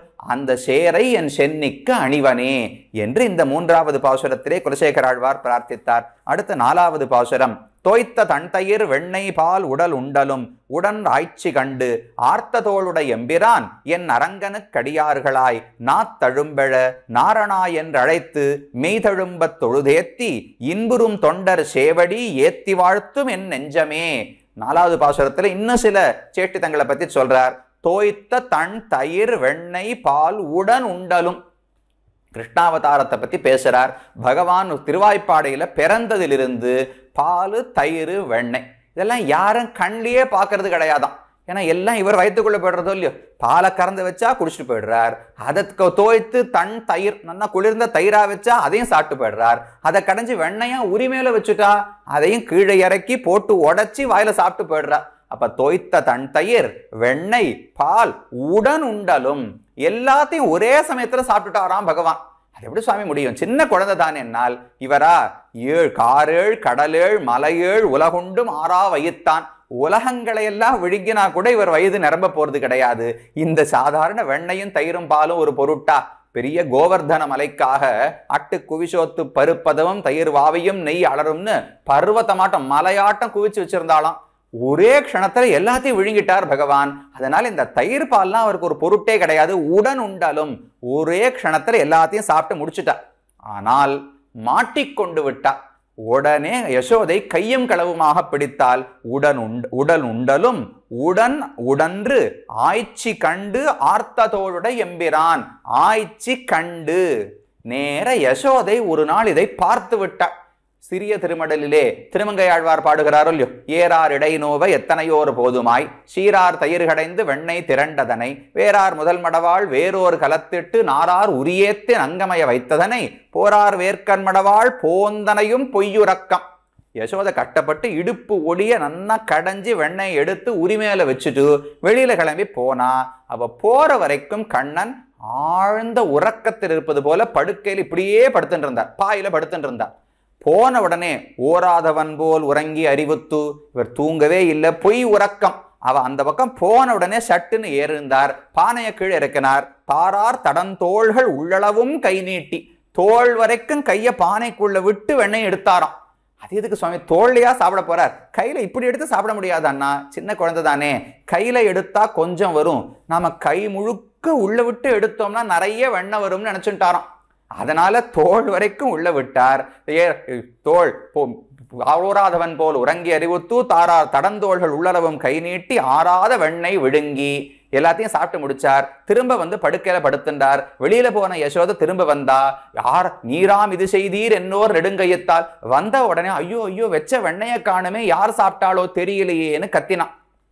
உடனே பகவான் கண்ணன் என்ன பண்ணார், தூங்கிட்டு தானே இருக்கார், தூங்குற மாதிரி நடிச்சுட்டு இருக்கார். திரும்ப எழுந்து, தாயே நான் சாப்பிட்டேன்னு சொல்றியா அப்படின்னு இவரா வம்புக்கு வாயை கொடுத்து மாட்டேன்ட்டார். அவ சொல்லவே இல்லை, யார் சாப்பிட்டாலோ தெரியலையே வெச்ச வெண்ணைய காணுமேன்னா இந்த பிள்ளை ரொம்ப வேகமா முடையா எழுந்து நான் சாப்பிட்டேன்னு சொல்றியா தாயே அப்படின்னு கேட்ட உடனேவே இவளுக்கு தெரிஞ்சு போச்சு. நீராம் இது செய்தீர் என்னோர் நெடுங்கையத்தால் ஊரார்கள் எல்லாரும் காண உரலோடே தீரா வெகுளியளாய் சிக்கன வார்த்தடிப்ப. தீரா வெகுளியள், ரொம்ப கோபத்தோடு இருந்தாள்னு சொல்றாரோ இல்லையோ பெரிய திருமங்கையாழ்வார், அதேதான் இங்க பாடுறாரு பாருங்க.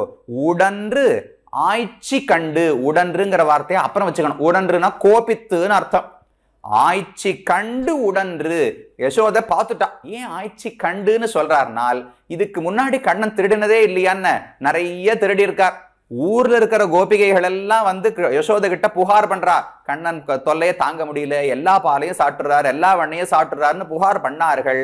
யசோதை ஏத்துக்கொள்ளவே இல்லை. அதெல்லாம் நீங்க வேணும்னு சொல்லுகிறீர்கள், என் கண்ணன் அப்படி பண்ண மாட்டான் அப்படின்னு சொல்லி தள்ளி விட்டுட்டா.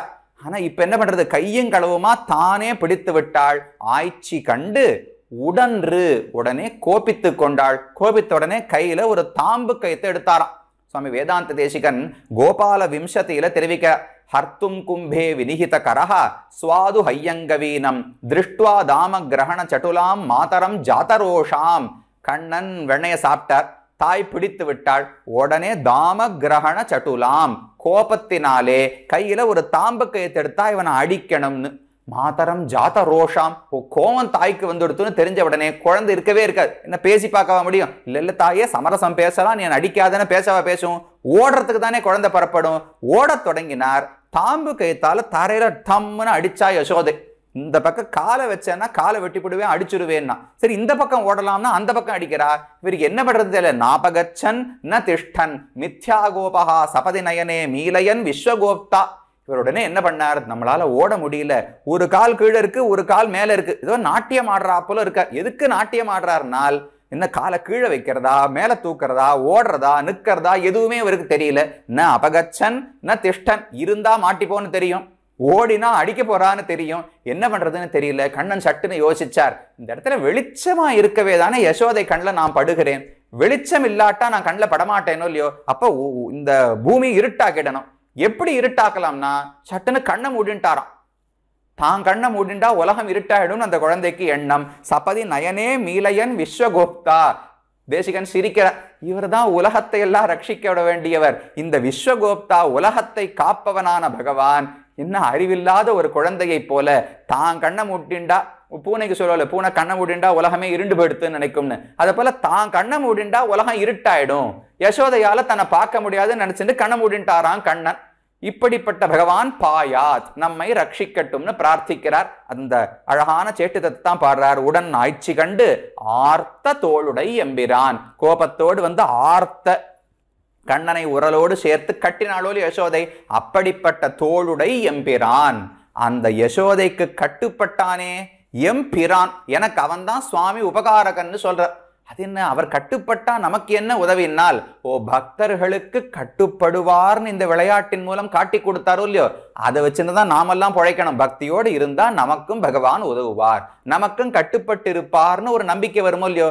ஆர்த்ததோளுடை எம்பிரான் தான் என் அரங்கனுக்கு அடியார்களாய், அப்படிப்பட்ட கண்ணன் தான் அரங்கன். கொண்டல் வண்ணனை கோவலனாய் வெண்ணை உண்டவாயன், என் உள்ளம் கவர்ந்தானை அண்டர்கோன் அணியரங்கன்னு திருப்பாணாழ்வார் பாசுரம். அப்ப கண்ணனே வந்து சயனித்தார், என் அரங்கனுக்கு அடியார்களாய்.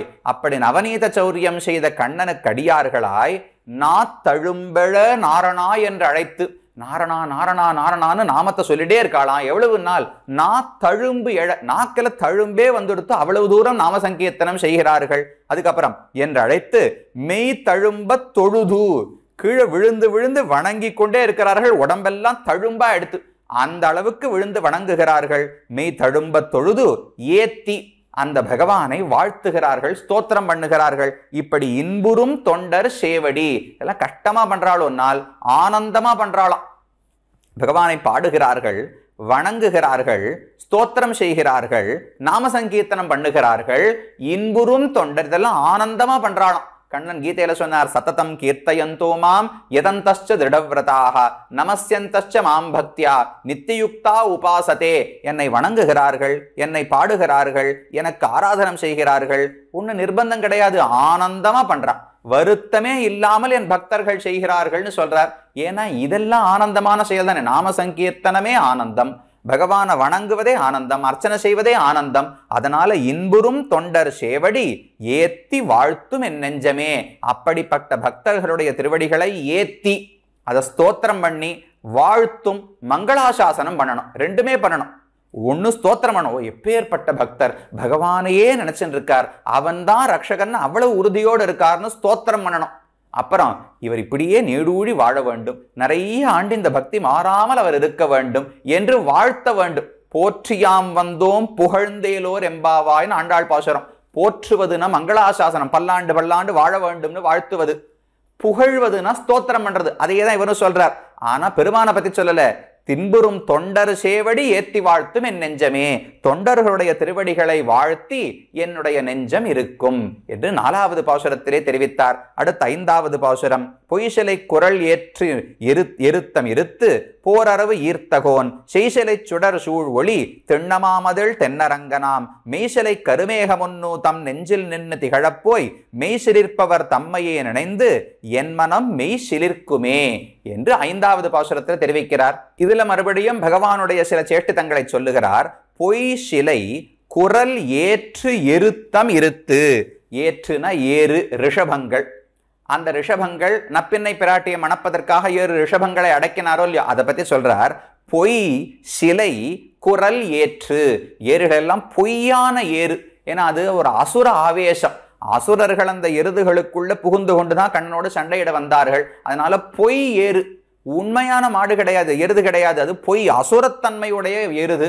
அப்புறம் சிலை குரல், கோபத்தோடு கத்திக்கொண்டே வந்தனவாம். பொய் சிலை குரல் ஏற்றின் இருத்தம் இருத்து, அதனுடைய ககுத்து, அது பின்னாடி இருக்கிறத ஒரு திமில்னு சொல்லுவோமோ இல்லையோ, அதை உடைத்து கழுத்தை பிடிச்சு கட்டி பகவான் அடக்கி விட்டானோ இல்லையோ, இது ஒரு சேஷ்டிதம். பொய் சிலை குரல் ஏற்று எருத்தம் இருத்து. அப்புறம் போர் அரவு ஈர்த்த கோன். போர் அரவுன்னு சொன்னா கண்ணனோடு யுத்தத்துக்கு வந்தா பாம்பு, அரவு காளிங்கன். அந்த போரரவு ஈர்த்த கோன், அதையும் பகவான் நிரசித்தானோ இல்லையோ. அப்ப ஒன்னு ரிஷபங்களை அடக்கி நப்பின்ன பிராட்டியை கல்யாணம் பண்ணிட்டார். 2வது காளிங்கனை அடக்கி ஓட்டி விட்டு ஊர் மக்களை எல்லாம் ரட்சித்து கொடுத்தார். அப்படிப்பட்ட கண்ணன் செய்சிலை சுடர் சூழ் ஒளி திண்ண மாமதில் தென்னரங்கனாம், அவர்தான் இப்ப திருவரங்கத்திலே சயனித்துக் கொண்டிருக்கிறார். திருவரங்கநாதனுக்கு பெருமை, 7 பிராகாரங்களுக்கு நடுவுல சயனிக்கிறாரோ இல்லையோ. அப்ப மதில் பெரிய பெரிய மதில், திண்ண மாமதில். அந்த மதிலை பத்தி தான் பாடுறார். செய் சிலை, சிலைனா கல்லுன்னு அர்த்தம். செய் சிலை, சிலையாலே செய்யப்பட்டது, கல்லாலே கட்டப்பட்டது. சுடர் ஒளி திண்ண மாமதில், சுடர் ஒளி அதிகமான ஒளி உடையது. திண்ணம் ரொம்ப திண்மையானது, பலம் பொருந்தியது. மா ரொம்ப உயரமானது. அப்ப சுடர் ஒளி திண்ண மாமதில் சூழ் தென்னரங்கனாம். இந்த சூழ்ங்கிற வார்த்தை கொஞ்சம் அப்புறம் வச்சுக்கணும். செய்சிலை சுடர் சூழ் ஒளின்னு இருக்கு, அது சூழ் ஒளின்னு வச்சுக்கூடாது. சுடர் ஒளி திண்ண மாமதில் சூழ் தென்னரங்கனாம். இப்படிப்பட்ட உயர்ந்த திண்மையான ஒளி பொருந்திய மதில்களாலே சூழப்பட்ட தென்னரங்கன். அங்கனடு மதில் புடை சூழ் அயோத்தின்னு குலசேகர ஆழ்வார் பாடுகிறார். அயோத்தியிலும் பெரிய மதில்கள் உண்டு. அந்த பெருமாள் அங்கிருந்து புறப்பட்டு தான் இங்க சயனிச்சிருக்கார். இங்கேயும் பெரிய மதில்கள் உண்டு. செய்சிலை சுடர் சூழொளி திண்ணமாமதில் தென்னரங்கனாம். மெய்சிலை கருமேகம் ஒன்னு. அந்த தென்னரங்கன் யாருன்னா அவர் ஒரு கருப்பு மேகம். ஆனா சாதாரண கருப்பு மேகம் இல்ல, உள்ள ஒரு மின்னல், அப்படி ஒரு வில்லாட்டம், ஒரு மின்னல் கீற்று இருக்கணும். செய்சிலை மெய்சிலை கருமேகம் ஒன்று. மெய்ன சரீரம்.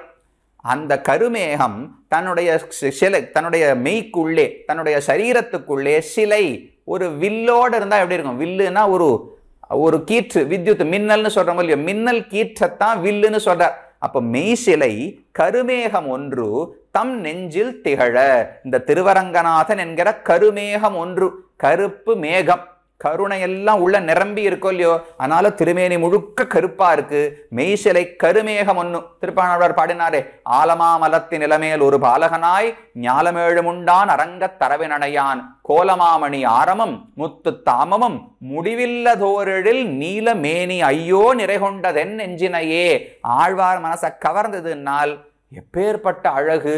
கோல நீலமேனி, அவனுடைய கருப்பு திருமேனிதான் என்னை ஈர்த்ததுன்னு தெரிவிக்கிறார். அப்படிப்பட்ட மெய்சிலை கருமேகம் ஒன்று தம் நெஞ்சில் நின்று திகழப் போய்.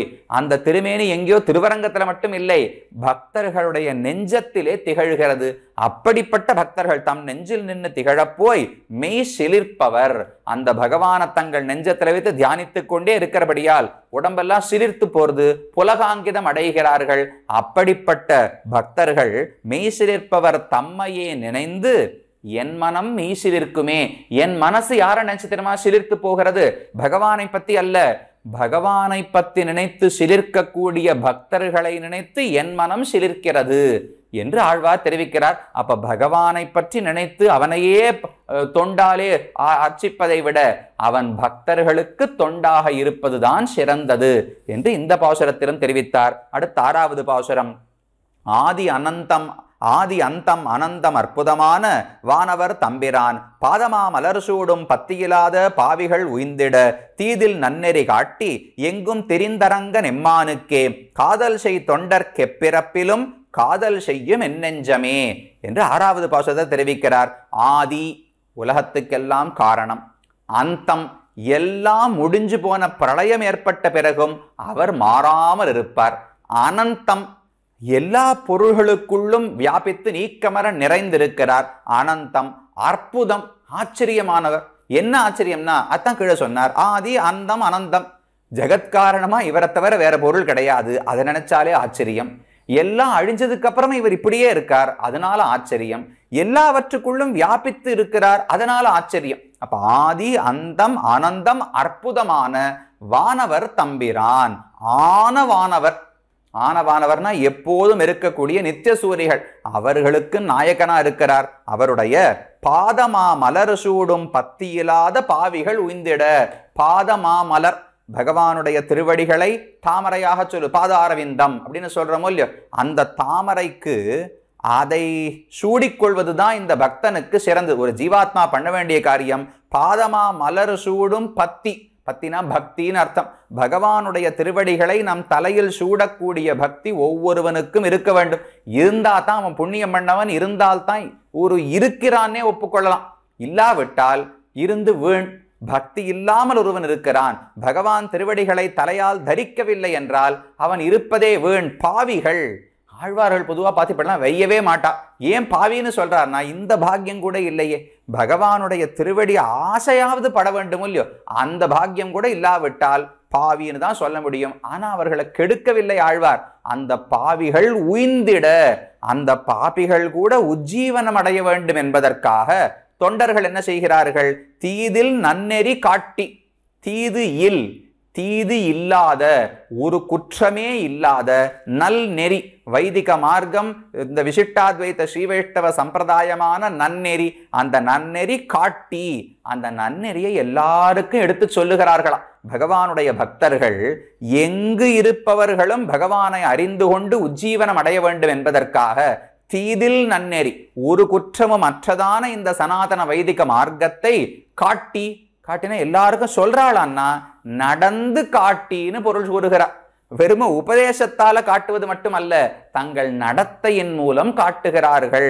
அப்ப ஆதி அந்தம் அனந்தம் அற்புதமான வானவர் தம்பிரான் பாதமா மலர் சூடும் பத்தியிலாத, பாதமா மலர்னு தெரிவித்தாரு இல்லையோ. இது மட்டும் ஒரே ஒரு விஷயம் சொல்லுகிறேன். பகவானுடைய திருவடியையே தாமரைன்னு சொல்லுகிறோம். ஆனா அந்த தாமரை இன்னொரு தாமரைக்கு மேல இருக்கும் இல்லையோ, பாதமா மலர், உயர்ந்த தாமரை பகவானுடைய திருவடிகள்னு சொல்றார். அப்ப தாழ்ந்த தாமரைன்னு ஒண்ணு இருக்கான்னா, பகவானுக்கு கீழே ஒரு அடித்தளமாக ஒரு தாமரை இருக்குமோ இல்லையோ, கோவில செய்ய கீழே ஒரு தாமரை இருக்கும், அந்த தாமரைக்கு மேல பகவான் நின்றுருப்பார். அப்ப ஆழ்வார் ஒரு இடத்துல பாடுறார், தண்டாமரை சுமக்கும் பாதப்பெருமானைன்னு பாசுரம்.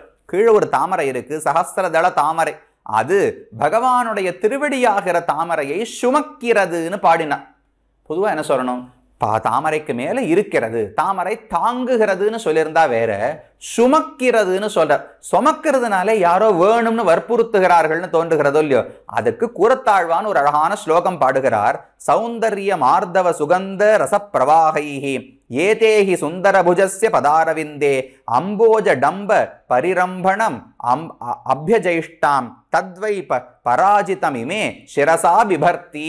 ஒரு போட்டி வந்ததாம். பகவானுடைய திருவடிகள் தாமரைகள், உண்மையா கீழ் இருக்கிற தாமரை இன்னொன்னு இருக்கு, இது ரெண்டுத்துக்கும் போட்டி, யாரு இன்னும் உயர்ந்தவர்கள்னு. அதுல திருவடிகள் ஜெயித்து விட்டன.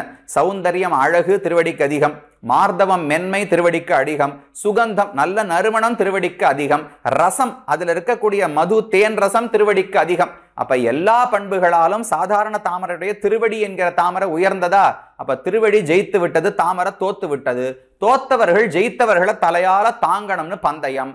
அதனால தண்டாமரை சுமக்கும் பாதப்பெருமானை, இந்த பகவானுடைய திருவடி தாமரைகளை கீழுக்கிற தாமரை சுமந்துன்னு இருக்கான். போட்டியில தோத்து போயிடுத்தோலி, அதனால சுமக்கிறது.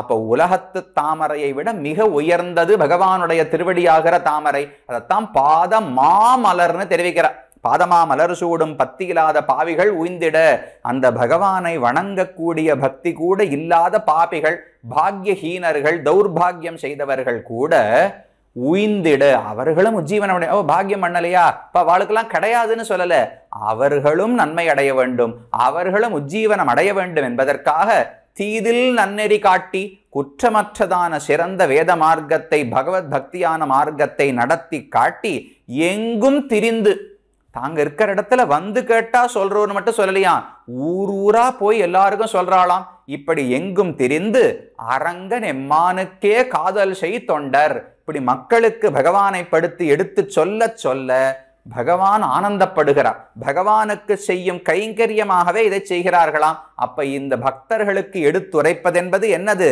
எம்மானுக்கே காதல் செய் தொண்டர். பகவானிடத்தில் தங்களுக்கு இருக்கிற காதலை எப்படி வெளிப்படுத்துகிறார்கள்னால், இன்னும் நிறைய பேர் அவனை பற்றி தெரிந்து கொள்ள வேண்டும்னு முயற்சி செய்கிறார்களாம். அப்படிப்பட்ட காதல் செய் தொண்டர்க்கு எப்பிறப்பிலும் காதல் செய்யும் என் நெஞ்சமே.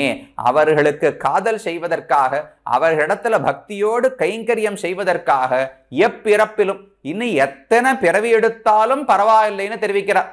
எந்த ஆழ்வாரும் சொல்ல மாட்டார் மோட்சம் வேணும் மோட்சம் வேணும் தான் ஆழ்வார்கள் கேட்பார்கள். ஆனா குலசேகர ஆழ்வார் பாடுறார், இல்ல பரவாயில்ல, பக்தர்களுக்கு கைங்கரியம் பண்ண முடியும்னா நான் திரும்ப பிறப்பதற்கு கூட தயார். எப்பிறப்பிலும் எத்தனை பிறவிகள் எடுத்தாலும் பக்தர்களுக்கு கைங்கரியம் பண்ணணும் என்று எனக்கு ஆசை இருக்கிறது என்று 6வது பாசுரத்தை தெரிவித்தார். அடுத்து 7வது பாசுரம். காரினம் புரை மேனி நற்கதிர் முத்தவெண்ணகை செய்யவாய் ஆரமார்பன் அரங்கன் என்னும் அரும்பெரும் சுடர் உன்னினை சேரும் நெஞ்சினராகிச் சேர்ந்து கசிந்து இழிந்த கண்ணநீர்களால் வார நிற்பவர் தாளினைக்கு ஒரு வாரமாகும் என் நெஞ்சமே. அடுத்து சொல்றார், கார் இனம் புரை மேனி. கார் மேகம், கார் இனம் மேக கூட்டம், புரை அதை போன்ற, மேனி பகவானுடைய மேனி காரினம் புரை மேக கூட்டத்துக்கு ஒத்ததாக இருக்கிறது, அவ்வளவு கருப்பா இருக்கு. காரினம் புரை மேனி நற்கதிர் அழகான ஒளி. கதிர்னா ஒளி ஒல்லியோ, பகவானுடைய திருமே கருப்பா இருக்கும், ஆனா ஒளி பொருந்தியதா இருக்கும். எல்லாத்தையும் சூரியன் சந்திரன் எல்லாத்தையுமே இருட்டடிச்சிருவான், அப்பேற்பட்ட ஒளி பகவானுடைய திருமேனிக்கு உண்டு. நற்கதிர். அப்புறம் முத்த வெண் நகை. பகவானுக்கு பல் வரிசை, முத்து போல பல் வரிசை இருக்குமா. ஒரு குலசேகர் கூரத்தாழ்வானுடைய ஒரு பாசுரம், பவழங்களை எல்லாம் இப்படி அடுக்கிட்டு அதுக்கு மேல ஒரு வருஷம் முத்த அடிக்கணும்னா எப்படி இருக்கும், அதை போலத்தான் பகவானுடைய வாய் செவப்பா பவளம் போல இருக்குமா, அதுக்குள்ள பல்லு வெளுப்பா முத்துக்களை போல இருக்குமா. த்விஜ சந்திர சந்திரிகான்னு தெரிவிக்கிற 32 சந்திரன்களை உண்டாக்கணும். உலகத்துல ஒரு சந்திரன் தான் இருக்கார், போராது. 32 சந்திரர்களை எடுத்து இப்படி 2 வரிசையா வச்சோம்னா அதுதான் பகவானுடைய பல் வரிசையா. அதிலிருந்து வர ஒளி இருக்கு பாருங்க, உலகத்துல எல்லாத்தையுமே விழுங்கிவிடும். அப்பேற்பட்ட ஒளி பகவானுடைய பல் ஒளி. அதைத்தான் சொல்றார், முத்த வெண்ணகை. முத்து போலே வெளுத்த பற்களை உடையவன், செய்ய வாய் சிவப்பான வாயை உடையவன், ஆர மார்பன். ஆரம்னா ஹாரம்னு அர்த்தம். ஆர மார்பன், தன்னுடைய மார்பிலே ஹாரங்களை அணிந்தவன். ஆரமார்வன் அரங்கன் என்னும் அரும் பெரும் சுடர் ஒன்னினை. அரும் அப்படின்னா கிடைப்பதற்கு அரிதானவர், பெரும் ரொம்ப உயர்ந்தவர், சுடர் அப்பேற்பட்ட தேஜோராசி ஒளி பொருந்தியவர். அரும்பெரும் சுடர் ஒன்றினை சேரும் நெஞ்சினர், அந்த பகவானோடு சேரக்கூடிய நெஞ்சினர் ஆகி, அப்படிப்பட்ட நெஞ்சை உடையவர்களாகி சேர்ந்து அந்த பகவானை அடைந்து கசிந்து இழிந்த கண்ணநீர்களால், பகவானை அடைந்து சேவித்த உடனே மெதுவா கசிந்து இப்படி கண்ணீர் பெருக தொடங்குகிறது. கண்ணநீர்களால் வார நிற்பவர், கொஞ்சமா இல்ல, அது தாரதாரையா அப்படி கொட்டிண்டே இருக்கான் கண்ணீர். அப்படிப்பட்ட கண்ணீரோடு கூடிய பக்தர்கள் யார் இருக்கிறார்களோ அவர்களுக்கு, தாளினைக்கு, அவர்கள் திருவடிகளுக்கு ஒரு வாரமாகும் என் நெஞ்சமே, அதுக்கு ஏகாந்தமான பக்தியோடு என்னுடைய நெஞ்சம் இருக்கும் என்று இந்த பாசுரத்துல பாடுகிறார். அப்ப பகவானுடைய பெருமையை சொல்லி அவனோடு சேர்ந்திருக்கிற மனசு யாருக்கெல்லாம் இருக்கிறதோ அவர்களுடைய கண்ணீர் பெருகும் என்றால், அந்த பக்தியினால கண்ணீர் பெருகும் என்றால் அவர்கள் தாளினைக்கு என் மனம் உருகும், அவர்கள் தாளினைக்கு பக்தி உடையதாக என் மனம் இருக்கும்னு தெரிவித்தார். ஒரே ஒரு முக்கியமான சொல் உள்ளது. பகவானை பத்தி சொல்லும் போது அரும் பெரும் சுடர் ஒன்றினை சேரும் நெஞ்சினராகின்னு பாட்டு இருக்கு. அது சேரும் நெஞ்சினராகினா நாம பகவான் இடத்துல சேர்றோமா இல்ல அவனை நம்மிடத்தில் சேர்த்து கொள்ளுகிறோமா? யோசிச்சு பாருங்க. பகவானை நாம் தியானிக்கிறோம், பகவானை பத்தி தெரிந்து கொள்ளுகிறோம்னா பகவானை நாம சேர்த்துக்கிறோம். நம் மனதில் பகவானை சேர்த்தோம் அப்படின்னு தானே சொல்ல வேண்டும். பகவானை என் மனதில் இருத்தினேன், பகவானை நான் தியானித்தேன், என் சிந்தையில் வைத்தேன் இப்படின்னு தான் சொல்லியிருக்கணும். ஆனா ஆழ்வார் பாசுரம் என்ன இருக்கு, சேரும் நெஞ்சினர். என்னமோ நம்ம நெஞ்ச பகவானிடத்துல சேர்க்கிறோம்னு தெரிவிக்கிறார்.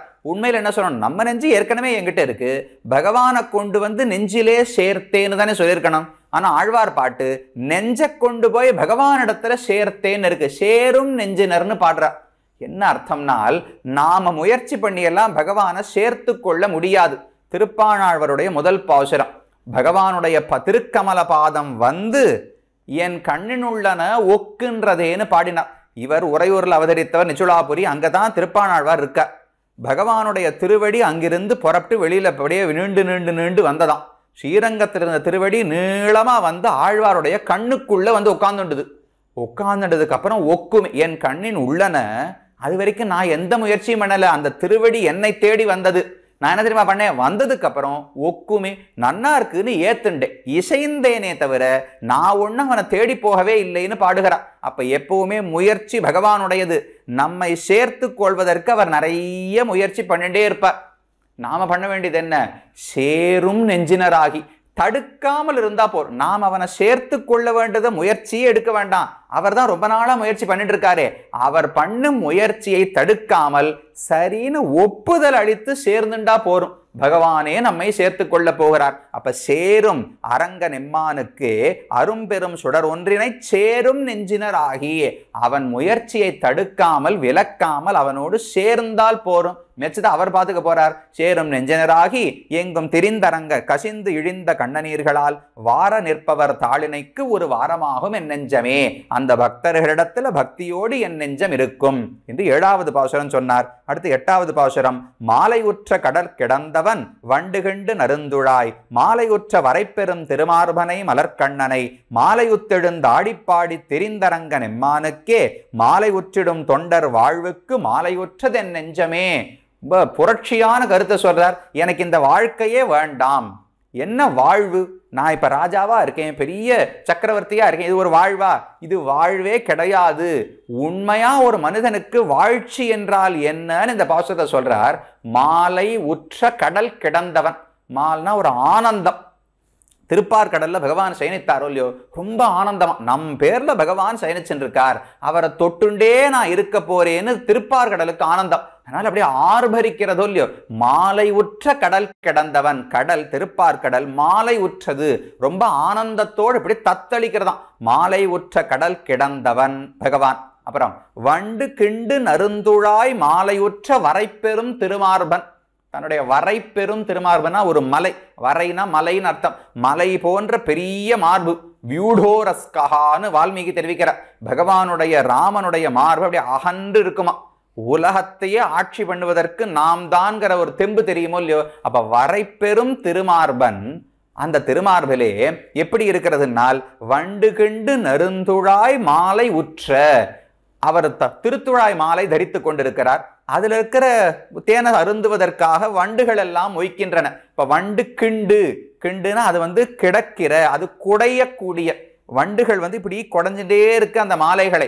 வண்டு கிண்டு நரும் துழாய் மாலை உற்ற வரைப்பெரும் திருமார்பன், மலை போன்ற பெரிய திருமார்பனை, மலர்கண்ணனை, மலர் போன்ற அரவிந்தாக்ஷன், தசயதா கப்பியாசம் புண்டரீகம் ஏவம் அக்ஷினி, தாமரை போன்ற கண்களை உடையவன் பரம்பொருளான பகவான் வேதமே சொல்லுகிறது. அப்ப மலர்கண்ணனை, அப்படிப்பட்ட பகவானை மாலை உற்று அவனிடத்திலே அன்பு கொண்டு எழுந்து ஆடி பாடி. அன்பு வந்துட்டாலே ஒரு இடத்துல உட்கார்ந்து இருக்க முடியாது இல்லையோ, எழுந்திருக்கணும், ஆடணும் பாடணும் எல்லாம் தானாக வந்துவிடும். ஆடி பாடி திரிந்து எல்லா இடத்துலையும் சுத்தி சுத்தி ஆடி பாடுகிறார்கள். அரங்கன் எம்மானுக்கே மாலை உற்றிடும் தொண்டர் வாழ்வு. இப்ப மால்னு சொன்னா பைத்தியம்னு அர்த்தம். இப்ப மால்னா ஆனந்தம்னு ஒரு அர்த்தம், அன்புன்னு ஒரு அர்த்தம், இப்ப பைத்தியம்னு அர்த்தம். அரங்கன் எம்மானுக்கே மாலை உற்று எழுந்து ஆடிப்பாடி, அவனிடத்தில் அன்பு கொண்டு ஆடி பாடி திரிந்து அரங்கன் எம்மானுக்கே மாலை உற்று. இப்ப மாலை உற்றுனா பைத்தியம் அடைந்துன்னு அர்த்தம். அப்படி பகவான்னா பித்து பிடித்து பொன்னரங்கம் என்னில் மயலே பெருகுமி ராமானுஜன்னு சொல்றோமோ இல்லையோ, அப்படி பகவான் திருவரங்கநாதன்னு சொன்னாலே கண்லேருந்து தாரதாரையா பெருகின்று என்ன பகவானை பத்தி பேச முடியாமல் காலாழும் நெஞ்சழியும் கண் சுழலும்னு ஆழ்வார்களை பத்தி சொல்லுகிறோமே, அப்படி மாலை உற்றிடும் தொண்டர், பகவான்னு சொன்னாலே பைத்தியம் பிடித்தது போல ஆகிறார்களே, அப்படிப்பட்ட தொண்டர் வாழ்வு. இந்த தொண்டனாக இருப்பதுதான் வாழ்வு. திருவரங்கம்னு சொன்னா அழுக வந்தாத்தான் வாழ்வு. இவர் ராஜாவா இருக்கிறதா ஒரு வாழ்வு. மாலை உற்றிடும் தொண்டர் வாழ்வுக்கு மாலை உற்றது என் நெஞ்சமே.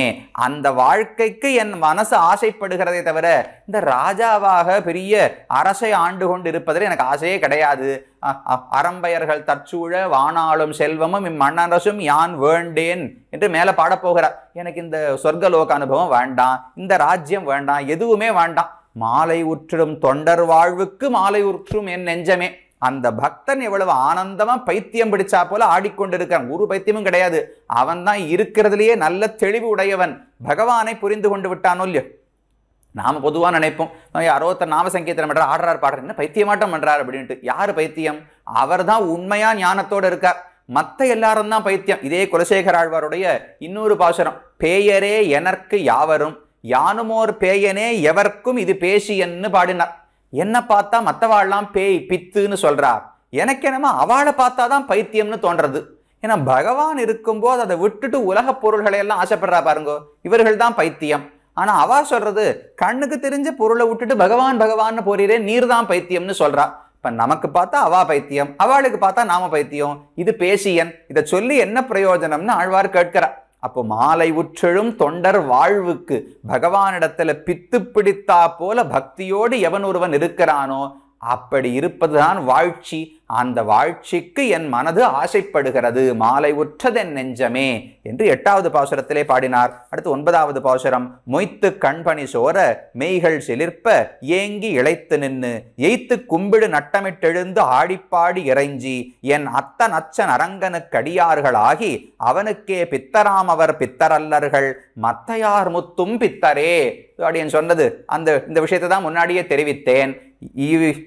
யார் உண்மையா பக்தியோடு இருக்கானோ அவன் தான் பைத்தியம் கிடையாது. உலகத்துல பக்தி இல்லாதவர்கள் தான் பைத்தியம் உடையவர்கள்னு தெரிவிக்கிறார். மொய்த்து கண் பனி சோர. முதல்ல பகவானை பத்தி நினைச்ச உடனே கண் பனி மொய்த்து சோர மெதுவா ஆரம்பிச்சு அப்புறம் தாரதாரையா கண் பனி நிறைய கண்ணீர் பெருக ஆரம்பிக்குமாம். மெய்கள் சிலிர்ப்ப உடம்பெல்லாம் மெய்க்கூச்சல் எரிந்து புலகாங்கிதம் அடையும். ஏங்கி இளைத்து நின்று அந்த பகவானை பார்த்து ஆசை ஏங்கி அப்புறம் தளர்ச்சி அடைந்து இளைத்து நின்று எய்த்து அதுக்கு மேல ஒரு நிலை குலைந்து போறதுன்னு சொல்றோமோ இல்லையோ, அதுக்கு மேல நிற்க முடியல சாமி எதையான பிடிச்சிருந்தா தேவையில்லைன்னு உட்கார்ந்துன்றோமோ இல்லையோ, அதான் எய்த்துன்னு தெரிவிக்கிற. ஏங்கி இளைத்து நின்று எய்த்து கும்பிடு நட்டமிட்டாடி பெருசா எழுந்து நன்னா நாட்டியம் ஆடுறாளாம். இன்னும் சாமி இதை முன்னாடி சொல்லியிருக்க வேண்டாமா? தளர்ந்து நாட்டியம் ஆடினா நாட்டியம் ஆடினதுக்கு அப்புறம் தானே தளரணும் நமக்கு தோணும். அப்படியெல்லாம் நியாயம் எல்லாம் இதுல பார்க்க முடியாது. சில பேருக்கு ஒரு வருத்தமா இருப்பா, வருத்தத்தை அப்படியே துவண்டு போயிருப்பா, திடீர்னு எழுந்திருந்து ஆக்ரோஷமா பேசுவாளோ இல்லையோ, அதை போல ஆழ்வாருக்கு பகவான் நினைக்க நினைக்க ஒரு சமயமான அப்படியே மயக்கமா வருது, தாங்கிட்டு ஏன் உட்காந்துடுறார். அப்புறம் திடீர்னு எழுந்தா நாமங்களை எல்லாம் பாடிண்டு அண்ணா ஆனந்தமா நாட்டியம் ஆடுறார்.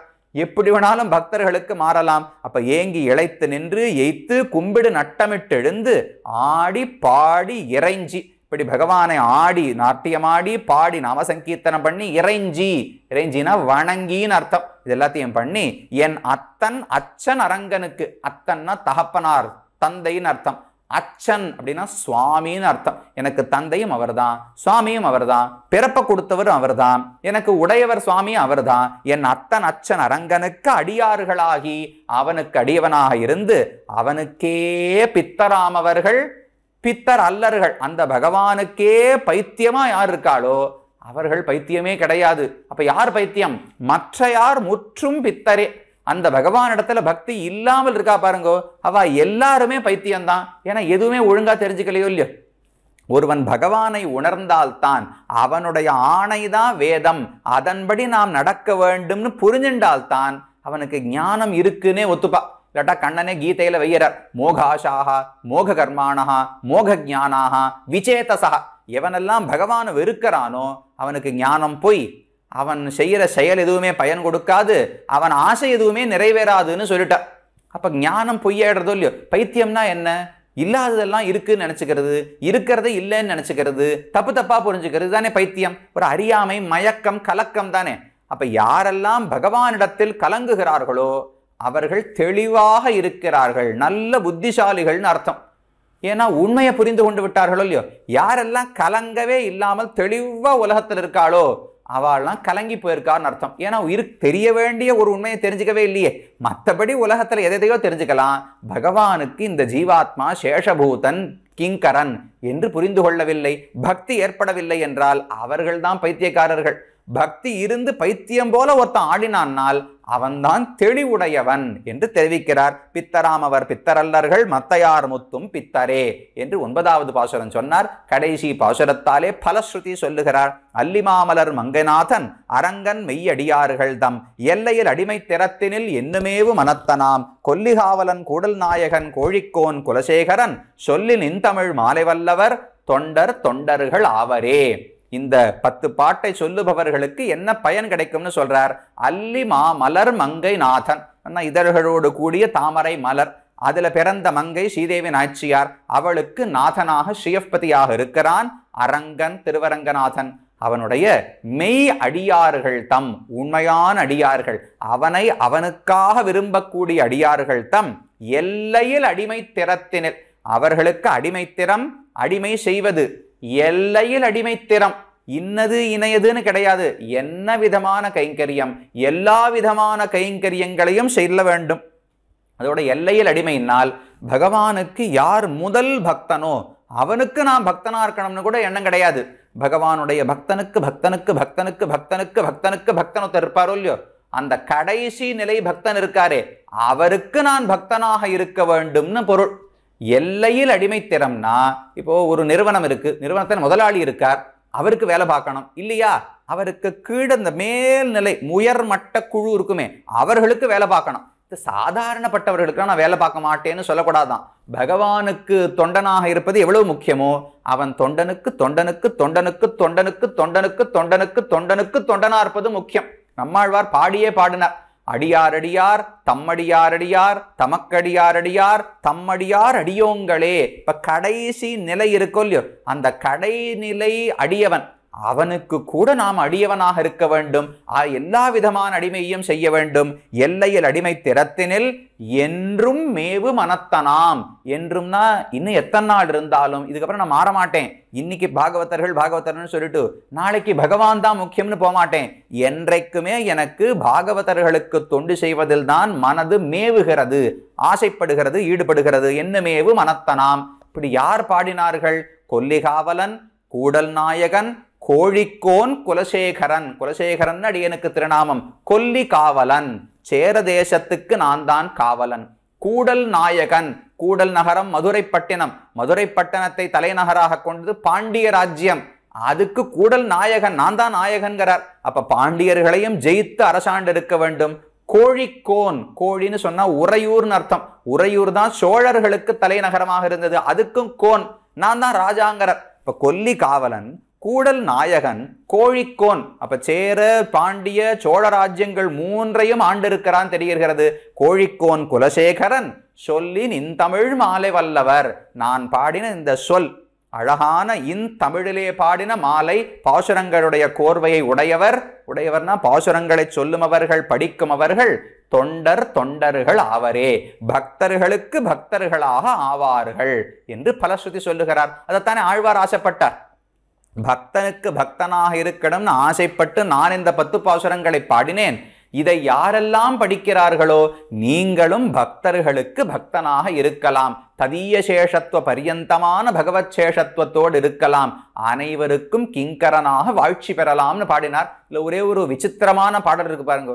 இதுவரைக்கும் சொன்னவர் கைங்கரியம் தான் முக்கியம், பக்தியோடு இருப்பது முக்கியம், அடிமைத்தனம் தான் முக்கியம்னு சொன்னவர் கடைசி பாசுரத்துல மட்டும் வந்து கொல்லி காவலன், கூடல் நாயகன், கோழிக்கோன் தம் பெருமையெல்லாம் பாடிக்கிற மாதிரி இல்லை. நான் ராஜா, கொல்லிக்கு ராஜா, கூடலுக்கு நாயகன், கோழிக்கோன்னு ராஜான்னு பெருமையை தட்டிக்கிற போல இல்லையா, மாறு தட்டிக்கொள்வது போல இருக்கிறதே, இது கூடுமான கேள்வி. அதுக்கு பெரியவாச்சான் பிள்ளை அழகான சமாதானம் சொல்லுகிறார். ஒரு எடுத்துக்காட்டை காட்டுகிறார். ராமன் அயோத்தியிலிருந்து காட்டுக்கு அனுப்பப்பட்டான். அவர் வருத்தப்பட்டாரா ஆனந்தப்பட்டாரானால் ராமனுடைய வார்த்தை வனவாசோ மகோதயா, எப்பேற்பட்ட பாக்கியம், நல்ல வேளை என்ன காட்டுக்கு அனுப்பினீர்கள்னு சொல்றார் ராமர். ஏன் அப்படி காட்டுல என்ன ஆசை என்றால், ஜட்டாயு காட்டுல தானே இருக்கார். இகவத்ஸ்யாமி சௌமித்ரே சார்த்தமேதேன பக்ஷினான்னு ராமனுடைய வார்த்தை. என் தகப்பனாரு கூட இல்லாத கூட எனக்கு கவலை இல்லை, ஜட்டாயு இந்த காட்டுல தான் பஞ்சவட்டியில தான் இருக்கார், அதனால இங்கதான் நான் இருக்க போறேன், ஜட்டாயு கூட இருக்கணும்னு தான் எனக்கு ஆசை, நாட்டில் இருந்து தான் இந்த பாக்கியம் எனக்கு கிடைக்காது. வனவாசோ மகோதயா, காட்டில் இருக்கிறது தான் சிறந்தது, ஜட்டாயுவோடு சேர்ந்து இருக்கிறபடியால் அப்படின்னு ராமன் கொண்டாடினாரா. வனவாசம் சிறந்ததுன்னு ராமன் கொண்டாடினார்.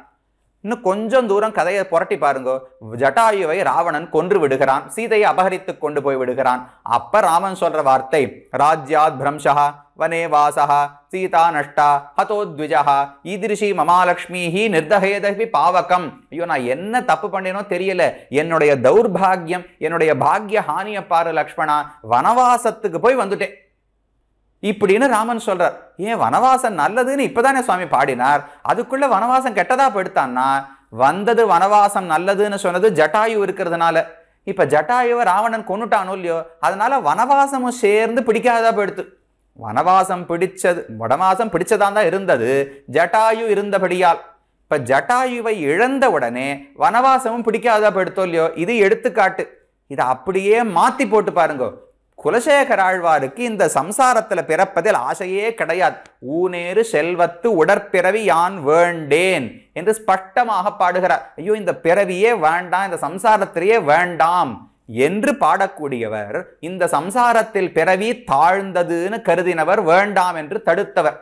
அவர் இப்ப என்ன சொல்றார்? கொல்லி காவலன், கூடல் நாயகன், கோழிக்கோன் குலசேகரன், நான் தான் பெரிய ராஜாவான குலசேகரன் தன்னை பற்றி சொல்லிக் கொள்ளுகிறார். என்ன மாறித்து? பிறவி தாழ்ந்ததுன்னு சொன்னவர் பிறவி உயர்ந்ததுன்னு சொல்றாரே, என்ன மாறித்துனால் அங்க ஏதோ ஒண்ணு மாறி தொல்லியோ. வனவாசம் நல்லதுன்னு சொன்ன ராமன் வனவாசம் கெட்டதுன்னு சொல்றதுக்கு காரணம் என்ன? ஜட்டாயுவை இழந்து விட்டார், அதனால வனவாசமும் பிடிக்காம போயிடுத்து. பிறவி கெடுதல்னு சொன்ன குலசேகர ஆழ்வார் இப்ப பிறவி நல்லதுன்னு மாத்தி சொல்றாரே, என்ன காரணம்னால் தொண்டர்கள் ஆவரே, பக்தர்களுக்கு பக்தராக இருக்கக்கூடிய வாய்ப்பு கிடைக்கிறதோ இல்லையோ, பிறந்தா தானே கிடைக்கும். பிறக்காமலே இருந்தா எப்படி பக்தனுக்கு பக்தனா இருக்க முடியும்? அதனால் பிறப்பு என்பது பொதுவாக தாழ்ந்ததுதான். ஆனா பாகவதர்களுக்கு பக்தனாக இருக்க முடியும் என்றால், பாகவத கைங்கரியம் கிடைக்கும் என்றால் அந்த பிறவியே ரொம்ப உயர்ந்தது. அந்த பக்தர்களுக்கு கைங்கரியம் என்ற பாக்கியம் இவருக்கு எப்படி கிடைச்சது? கொல்லிகாவலன், கூடல் நாயகன், கோழிக்கோனாக பிறக்கவே தானே இத்தனை ததியர்கள் பாகவதர்களுக்கு இவரும் கைங்கரியம் பண்ணார். அதனால இப்ப அந்த பிறவியை கொண்டாடுறாராம். பிடிக்காம இருந்த பிறவி கூட பிடிச்சதா போயிடுத்து. ஏன், என்ன மாறித்துனால் பக்தர்களுக்கு கைங்கரியம் செய்யும் பாக்கியம் கிடைத்ததோ இல்லையோ. ராமனுக்கு பிடிச்ச வனவாசம் பிடிக்காம போயிடுத்து, ஜட்டாயுவை இழந்தபடியால். இவருக்கு பிடிக்காத பிறவி பிடித்ததாகிவிட்டது, பாகவத கைங்கரியம் கிடைத்தபடியால் என்று பெரியவாச்சான் பிள்ளை அழகான ஒரு கருத்தை தெரிவிக்கிறார். இப்படி 10 பாசுரங்களாலே உயர்ந்த கருத்து, விசிஷ்டாத்வைத ஸ்ரீவைஷ்ணவ சம்பிரதாயத்தினுடைய முக்கியமான கருத்து, பாகவத சேஷத்துவம், பாரதந்திரியம், பாகவதர்களே பிராப்பியம், அவர்களை காண்பதே பயன், அவர்களை வணங்குவதே பயன், அவர்கள் திருவடி தூசியை நாம் தரித்தாலே பாவனம், அதுவே பாவங்களை போக்கும், அவர்களுக்கு கைங்கரியம் செய்வதே உத்தேசம், எத்தனை பிறவி எடுத்தாலும் அவர்களோடு சேர்ந்திருக்க வேண்டும். இப்படி எல்லா கருத்துகளையும் இந்த 10 பாசுரங்களாலே குலசேகர ஆழ்வார் காட்டினார். இந்த உயர்ந்த அர்த்தங்களை காட்டின குலசேகர ஆழ்வாருக்கு பல்லாண்டு பாடிக்கொள்வோம். இதை போன்ற அர்த்தங்களை வருஷித்த ஆச்சாரியர்கள், பெரியவாச்சான் பிள்ளை முதலானவர்கள், அவர்கள் திருவடிகளுக்கும் பல்லாண்டு பாடிக்கொண்டு இதையெல்லாம் நாமும் தினமும் ஒரு சிறு நேரத்திலாவது அனுபவிப்பதற்கு வாய்ப்பளித்தமைக்கு ஜீயர் சுவாமியினுடைய திருவடிகளுக்கும் பல்லாண்டு பாடிக்கொண்டு அமைகிறேன். க்ஷமிக்க பிரார்த்திக்கிறேன்.